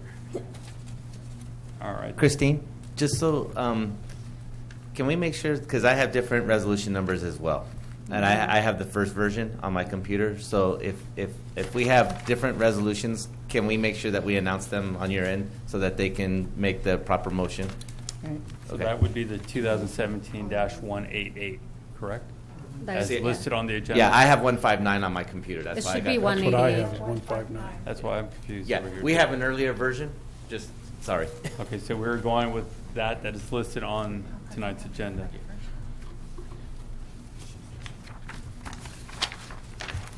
Is that correct? We're good? All right, I'll There's- make my there's- motion to read as on the agenda 2017-188. Okay, there's a motion. Is there a second? Second. Motion second. All in favor? Aye. Aye. Motion carries. See, we can do it at once. Just so the public understands, we had these set up for the August 1st meeting. We had a meeting in between there, so that's what kind of messed up the renumbering. So we're squared away now. All right, so we'll go to the next item, which is 27189. 189. Yeah. Would you allow, I would introduce the just the applicant and then have them do the. Hollister Yeah. Ballistics also. So we've heard from them, so. Yeah. Well, this is for another. They can explain what he's doing. Good evening again. Yes, so the second location's at 1650 Lana Way, just sort of on the backside of the property there on Shelton. It's 18,500 square feet. Again, cultivation and manufacturing. Happy to answer any other questions you might have. Okay, is there any questions? Both facilities are doing cultivation and manufacturing, and one's doing manufacturing, one's doing cultivation. Both are being applied for cultivation and manufacturing. But this that we're approving is for one item, one license. Is that correct, City Manager? Yes. And which license is that for? The manufacturing or for the cultivation? I want to be clear on that. And was that the same issue on the other one? No, because on Shelton, there's both licenses. There was 3, but now there's 2. Cultivation and manufacturing. This is also cultivation and manufacturing at the Lana Way site. But each one requires a separate Correct. license. Yeah. So which one are we approving today? Oh. There's a fee for each license. That's why I'm asking this, correct? There's an application fee, which they've paid. And there should be a license fee for each one also. Or are you saying they're going to bundle under one license? No, everybody's going to have a separate license because the state is requiring them to get separate licenses from Right. the municipalities. Right, so you'd have a license for the manufacturing, and you'd have a license for the cultivation. Correct. Correct? Locations. So which one are we approving? Both. You see what I'm saying? Yeah, well, on the resolution, That's you my can do both. concern. Yeah, the resolution is you can bundle the licenses. The city of Hollister will give them the 2 licenses because they're both in the resolution for cultivation and manufacturing. That's why there's 2 numbers. Okay. Approving location. Yeah, this is just for the location. The applicant did submit separate applications for both cultivation and manufacturing. This is approving the location. And since they're both under the same location and it's the same applicant, that's why it's under the same one. But he does have separate applications for Okay, those. so there's, all right, just want to make sure we're covered on that part. Is there any other questions from council? No? Okay, at Thank this you. time, we're going to open it for a public hearing. Are there any speakers? Seeing none, we're going to close public hearing. I'd like to make a motion that we approve 2017-189. There's a motion. Is there a second? Second. Motion second. All in favor? Aye. Aye. Motion carries. We're going to move to item 5, which is, I'm sorry, not item 5. Resolution number 217-192. Now, for the record, I do want to state, and this is point out to Vice Mayor Clower earlier, I do have a concern that there's a conflict. I believe the company you worked for or work with sold this property, or is the listing agent, I believe. Is that correct? That may be the case, but I don't make any money off of other people's sales. Okay. I just want to make sure, for the record, we're clear on that. Okay, so we're going to move to that item.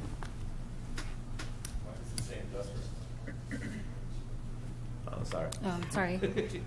We'll delete that for you.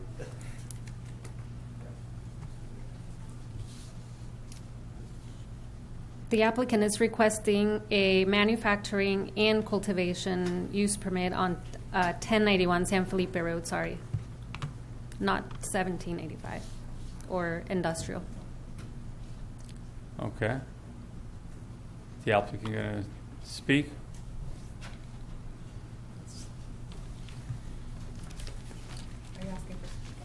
Are you asking for? It's traditional roots, Sean. Did you want to? Okay, who's up? So I have Sean Donahue and Sam Laforte left. So whenever you guys, whichever item it is that you want to speak on, just pop up because we're doing them one by one. I won't give you. I did 2 PowerPoints. I did one for the dispensary and one for this, the back end, the integrated, the vertically integrated portion.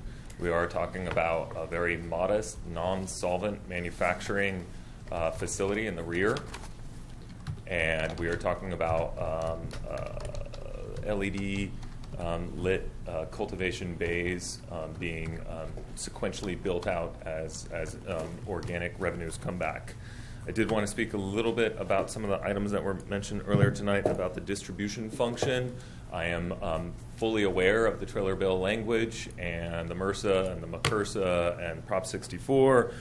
We have integrated into the workflow not only track and trace functionalities, I'm getting sick looking at that, track and trace technologies from NFC readers to restricted access for all cultivation and manufacturing employees. And then also there is in the rear of the facility a proposed integrated grading, sorting, curing, packaging on site to then also serve as potentially the bonded or otherwise a function for the distribution quality assurance test. While the quality assurance analytical lab tests are coming back, the batches will remain there. The only other issue I wanted to point out is Mr. Roberts. I'm not an attorney, but I have been very involved at federal, state, and local levels, and I would beg to differ with his discussion of federal issues. We do have the Cole memo, which even this Attorney General Sessions has said is still in effect. And so long as you're abiding by setting up a well-regulated and fully funded regulatory framework, they will allow states to conduct affairs as they see fit. That has been reaffirmed by Attorney General Sessions, who says the Cole memo still stands. He tried to go a little bit harder.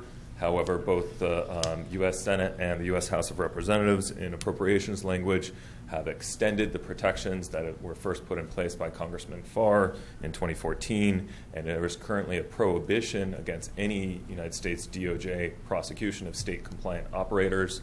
So long as you have a regulatory enforcement that precludes any involvement of minors, then those prosecutorial guidelines that Mr. Roberts earlier referred to are legacy issues that are no longer in effect. The other thing that I was obviously going to bring up is there is someone has discussed the daycare. That footpath of travel is almost 1,000 feet away. It's around and back and back and back. Also, what's proposed for this facility is a very robust security measures, from cameras to limited access for the dispensary, proposed dispensary portion, restricted access with only employees being able to access the end of the facility. Any other questions? Any questions from council? I'm going to point out again, my issue here is this: you're right next to our food bank, you're next to our homeless shelter, which is going to have a treatment center there, and you're pretty darn close to that preschool. And this is, in my opinion, very bad location for this type of a business. Thank you. At this time, I'm open for public hearing.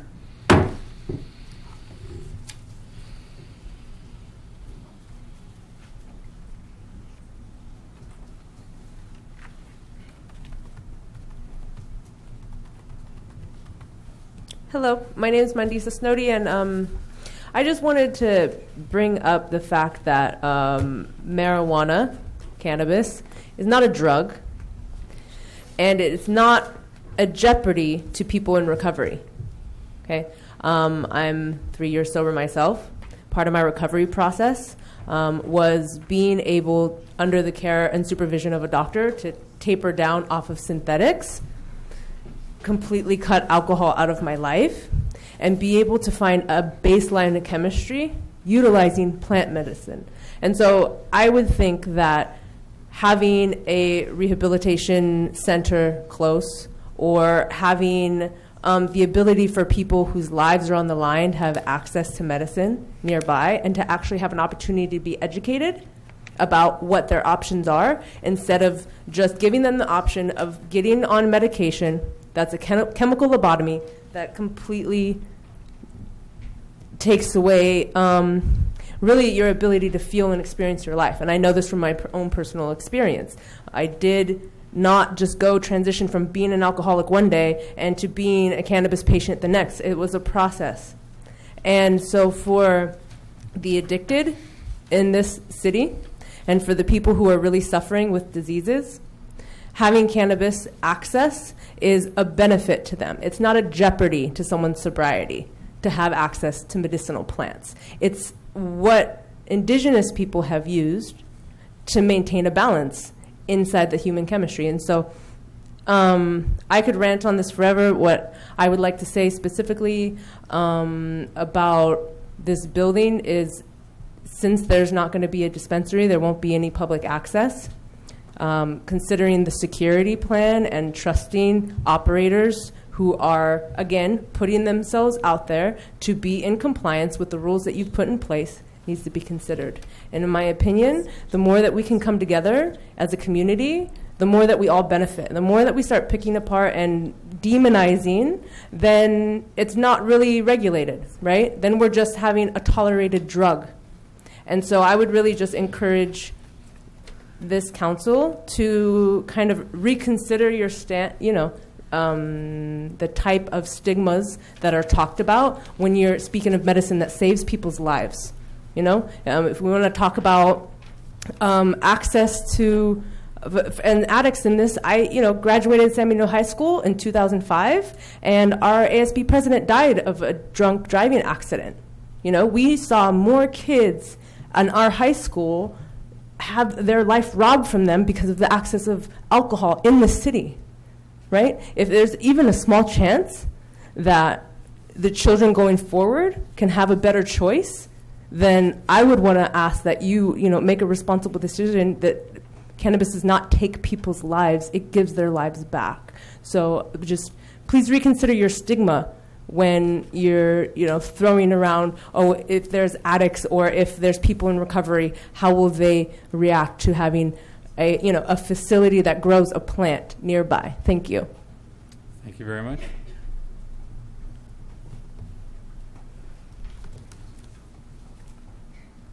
Do we have any other speakers? I do, but I'm not sure if you guys want to speak on this one. It's Sam LaForte and Sean Donahue. Sean Donahue already spoke. Okay. He's a representative. Is there anyone else that would like to speak on this location of this item? No. At this point, I will close public hearing. Okay. Is there any questions from the council? Comments? Is there a motion? Okay. If there's no motion, this item dies for lack of a motion.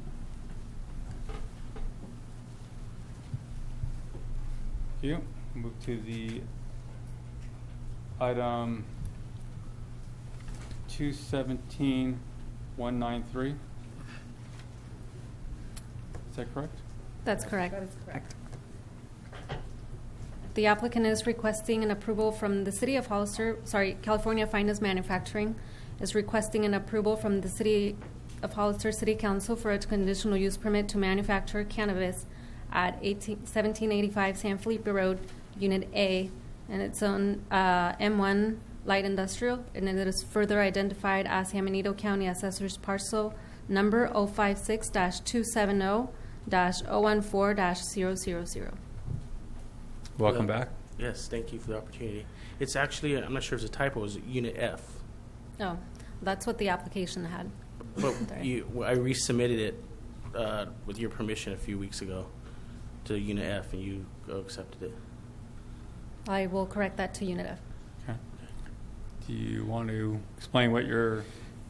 Yes, I'm just going to be doing what I do at the San Benito County property, basically making celebrity cannabis products for certain musicians and athletes, which will incorporate pre-rolls and concentrates.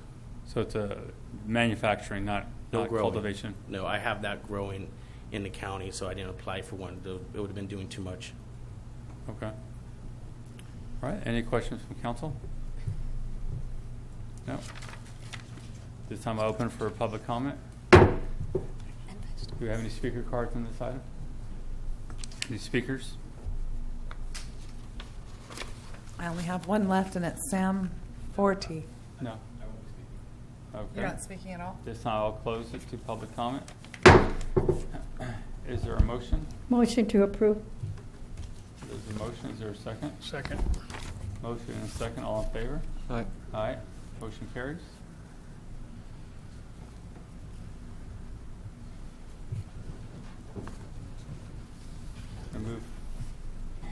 Now move forward to item 217-194. The applicant is requesting an approval of the City of Hollister City Council of a conditional use permit to cultivate and manufacture, to just manufacture medical cannabis at 1971 Airway Drive. It is in the Light Industrial Zoning District, and it is further identified as San Benito County Assessor's Parcel number 053-420-004-000. Mayor and City Council, thank you and staff. We've used you guys a lot throughout this process, and I appreciate everyone's effort in getting to this point. At this facility, we plan to manufacture raw flower and trim and into concentrates into branded products. There's also in the plan to be greenhouses on this facility, which we'll be using into this process, into the manufacturing process at the facility. My brother and I both are owners of this this corporation. We're a family business. My parents recently moved out here. We're from Nashville, Tennessee.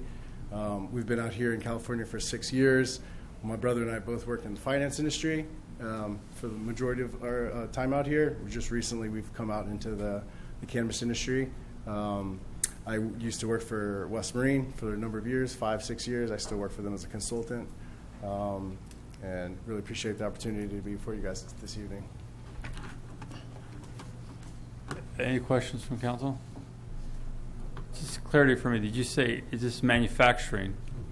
Correct. And then you added you were cultivating. Right. As part of the process, you guys were going to approve the building first, and then for new build-outs like greenhouses, it would be a separate process. So. But at this point, you're only applying for the manufacturing permit on here.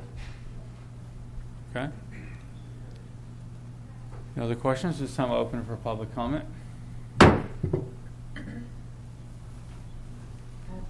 we have I any have no speaker cards. We have a speaker. Do you like to speak? Mayor, Council, just again want to share something very special about this applicant. The Maswell brothers actually asked me, and through recommendations, contact me in Salinas, and says we want to identify some well-deserving organizations in San Benito County. So we did a lot of research. I found some of them, and they actually took the time. They said, we want to visit them. We want to hear about their programs. And they did, and they visited several of them and really got involved. And I just seen a very different kind of style to invest before even they get in permit and understanding the community, knowing the community they're going to be working in. And so now they moved here, but they already, to me, they have made an investment in reaching out to the community, similar to to Palmer's application. That's it. Thank you. Thank you very much. Any other speakers? This time we'll close public comment. Is there a motion? So moved. Second. Motion second. All in favor? Aye. Aye. Motion carries. Item 217-195. Lucid Analytics is requesting an approval from the City of Hollister City Council of a conditional use permit to operate a laboratory testing medical facility at 1971 Airway Drive in the Light Industrial Zoning District, further identified as San Benito County Assessor's Parcel 053-420-004-000. Good evening, Mayor and Council. We're very excited at the opportunity to bring cannabis testing to the 1971 Airway property. We feel that testing is going to be a very important function in the local economy for cannabis businesses, and saw a great opportunity to apply for what will be, I believe, one of the first handful of laboratory licenses that are issued in the state. I didn't prepare an incredibly elaborate presentation, and I know it's getting late, so if you have any questions, I'm happy to answer any questions you might have. Thank you. It is getting a little late, isn't it? We'll get there. Your business, do you have, I'm sorry, Councilmember Luna first. Okay. So I see several addresses the same, 1971. So they're different cultivation, manufacturing, and you would be the only laboratory testing there? Yes, that's correct, as far as I understand. Okay. So that, will any other additional buildings be built, or is that an existing building there? It's going to be an existing building that we currently have a lease on. So the laboratory testing would be in an existing building? That's correct. Okay, that was my question. Councilmember Friend? Being the only test lab around, how many people are you looking at employing in that, you think?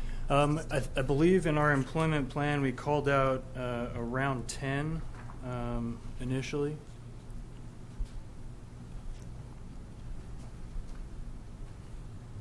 Your clientele, is that from all over, or what was your business model here?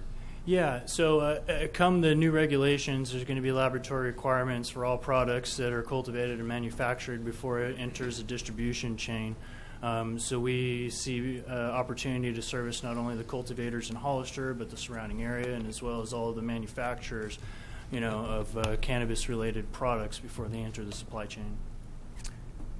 It is not mandatory now, currently, to That's test? correct.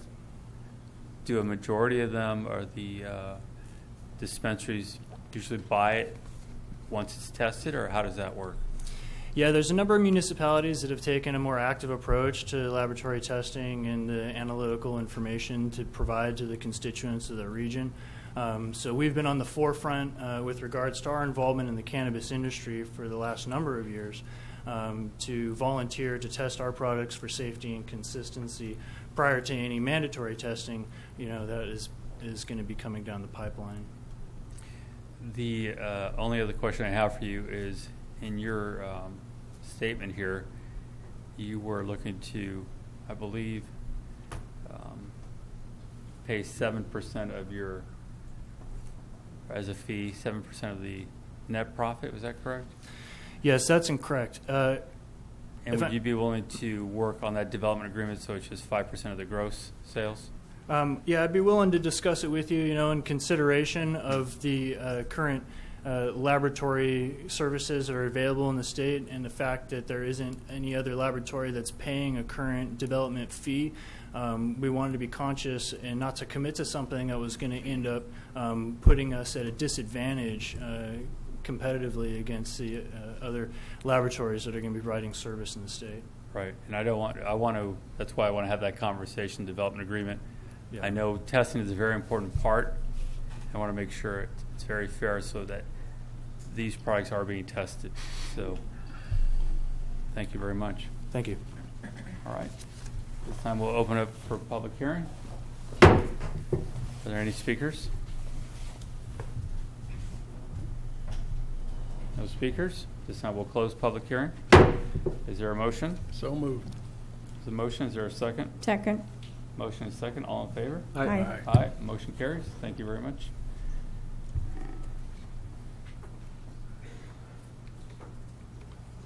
Move to item 217-196. High Class Distribution is requesting an approval from the City of Hollister City Council of a cannabis use permit to operate a medical cannabis distribution facility at 1971 Airway Drive. And it is in the Airport Support Zoning District, and it's further identified as San Benito County Assessor's Parcel 053-420-004-000. Okay, I was going to say, obviously we have the wrong picture there. Yeah, sorry. Aren't the addresses all the same? Didn't we have? Yes. There's several, as you pointed out. Okay. There's several in that location. Please explain this business. Yes, High Class Distribution, we thought important the opportunity once again to apply for a distribution license, being that there are very few currently in the state. Wanted to take the opportunity to secure our ability to distribute products in the future market. It's understood that there is development with legislation on the state level, and there's a new bill that is likely going to change some of the ways in which distribution happens and occurs. But we saw a tremendous opportunity with all of the large-scale cultivation that was going to be happening in this area. Analyzing the population demographics, it's clear that there's going to need to be an export of excess cannabis out of this region in order for the cannabis industry to function. And so with that and said, we had space on this property to incorporate this into our business model, and we felt it was wise to do so. Okay. Is there questions from council? Councilmember Luna? Actually, how many employees are you looking to hire under the plan? I believe 15 to 20 employees on the distribution. Are you giving any consideration to the local community? Absolutely. Mark, do you want to speak on that? Yes, thank you.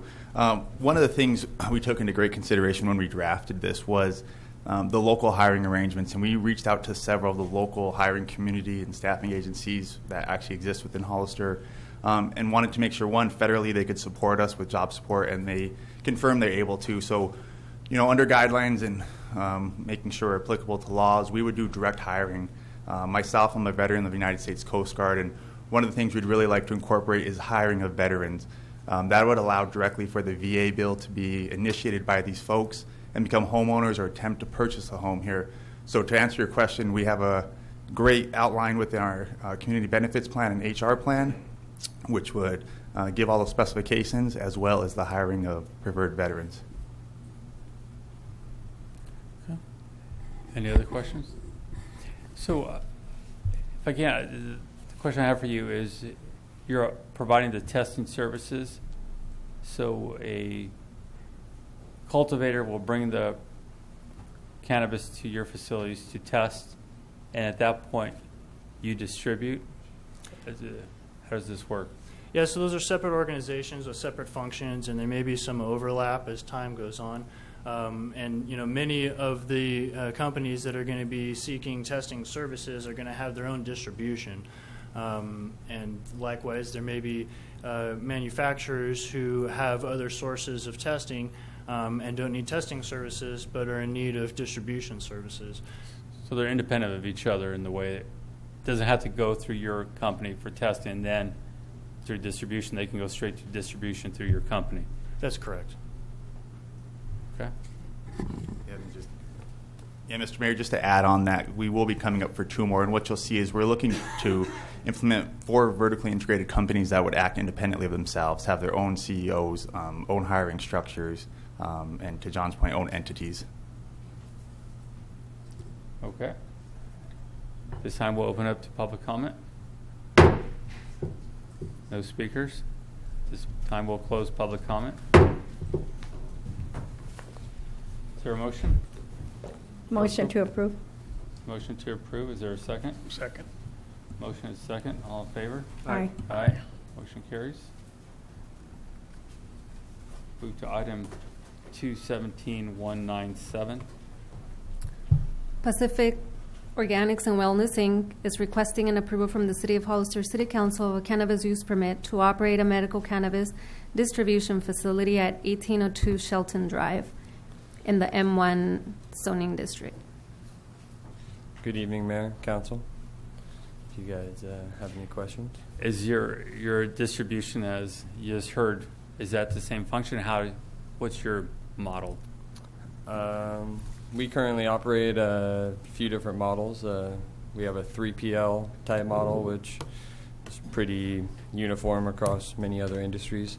Amazon would be a pretty good example of that, where we pick, pack, and ship stock product and transport it for multiple companies already in California. We currently serve about 250 dispensaries internally, and then we have about 5 sub-distributors that service probably another 200 to 500 collectives throughout California, all licensed and everything. So, and then we have basically a direct Costco model, which collectives also come to our location currently in Monterey County and basically shop on site and then can have it transported back to their facility at no charge. So they're shopping on site from product that was brought to your facility from somewhere else? Correct, yeah. Our current facility has about 500,000 square feet of indoor grow, so we're the on-site distributor for most of those cultivators. Where's your current facility at? Monterey County in Moss Landing. So this facility would operate in a very similar fashion depending on cultivators and businesses that you guys end up approving in the city of Hollister. So I'm a little confused on the...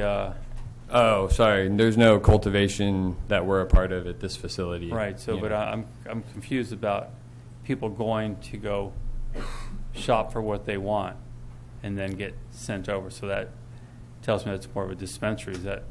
No, it's not a dispensary. It's dispensary? more of a way for the collectives to get an eye on the product prior to just ordering over the phone. Sometimes it's hard for club owners to know what the grade of flower is, similar to other foods or agricultural products. You can't really put a lot of this stuff on the internet and just point and click and order it. So they need a way to come verify the quality. And then, like I said, after that, we can transport it to their facility via all the... So no cash would be exchanged at that point, or no... No, that's all done. Picking up any product there. No, they don't. They simply just come by to basically verify everything, and then we drop it off of the collectives. Some of the applicants you have here that currently have collectives we're already in business with.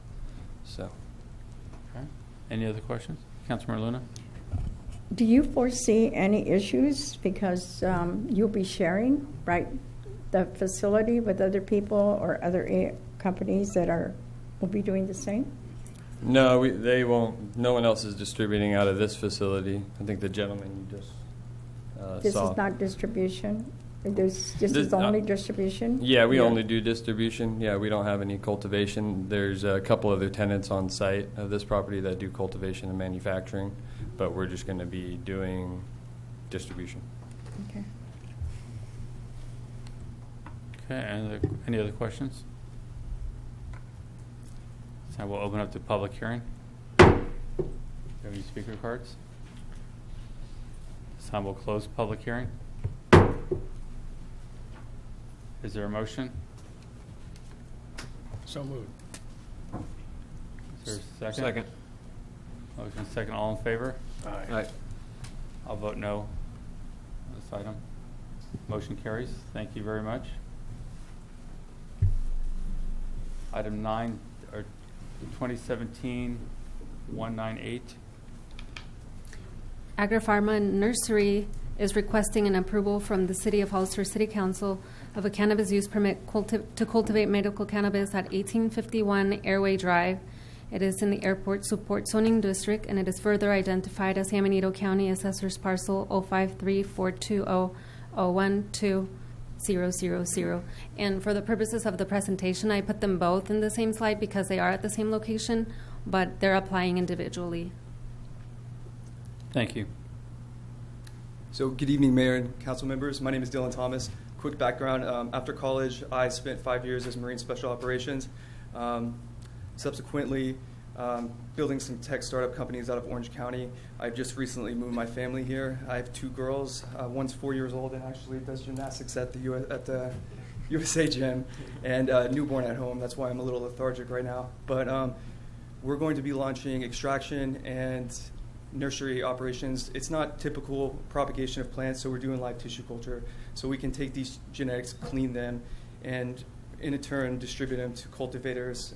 And we know that they're completely genetically true to type, and there's no issues with these plants whatsoever. Okay. Any questions from council? I'm going to make the assumption you two are the owners? Yes, I'm a founding partner. Now, were you affiliated with the group that was from Israel? Yes. Are they still partners in this? They are. Okay, received a letter a few months ago about some issues with the partnerships. Yes, sir. Was it from Mr. Nicholas Orlando? I don't remember the name. I just remember the concerns. If there were any legitimate concerns, there would have been open litigation, and we would have handled it that way. I'd rather not put it out in front of the entire town, but I mean every organization here, I'm sure, has come into difficulties with partners in moving forward. It's unfortunate because one of the guys, Nicholas Orlando, who sent that letter, was one of my brothers. We served together actually in the Marine Corps. It's unfortunate circumstances. However, we're trying to move forward as best as possible. And he basically put us in a situation where he requested an unrealistic amount of equity in the company, and we couldn't grant him this equity. So he chose not to move forward with our operations. Okay. Anybody have any questions? No? This time I'll open it for public comment. Thank you, Council. Thank you. Any speakers? So I'll close it. I have a question. They have 2 items here. One's a nursery and one's extraction. We're doing the Is there a nursery separate first. license for extraction than manufacturing? Yes, there were 2 separate ones. Pardon? Yeah, there were 2 separate applications. Okay. So we're doing the nursery at this time. Is there a motion? I'll make a motion on item 198. Second. The motion is second. All in favor? Aye. Aye. No. Motion carries. We'll go to item 217-199. Agri-pharma extraction is the manufacturing component of 1851 Airway Drive, and it is also in the Airport Support Zoning District, and it is San Benito County Assessor's Parcel Number 053-420-012-000.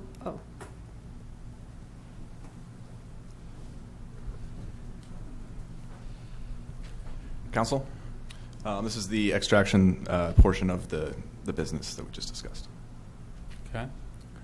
Anyone have any questions on? Yeah, I guess just for clarification, explain the difference between extraction and the manufacturing process. I believe there is none. No difference. I think they meant to say, council member, is we're applying for both manufacturing and nursery operations. Correct. I believe extraction and manufacturing are the same thing. But extraction is part of the name of the company, correct? Yes. So you're getting confused because extraction is the name of their company. Agri-pharma Extracts. Not necessarily what they're doing. Because they are synonymous. Because extraction is removing the oil from the plant. It is correct. manufactured. Yes. And that's what my next question was going to be. They could have said what type of manufacturing. fuels are you using for the extraction? Are they the volatile or the? Yes, we will be using volatile extraction, and to expand on that, I'm very experienced in volatile extraction. I actually am from Colorado. I brought up the company Nectar Bee Extracts under the Green Solution in Colorado. They're one of the top 5 largest grossing companies in Colorado in the recreational market, and I ran their extraction side. Essentially, we were the model in Denver for their fire department and their agricultural teams, as well as the health department. I actually toured probably over 100 municipality members and basically gave a good example of a model of what a volatile extraction needs to look like versus what a shoddy operation can look like. So I'm very proud of my experience in that, and I'm very confident that every regulation that needs to be met has been met or exceeded.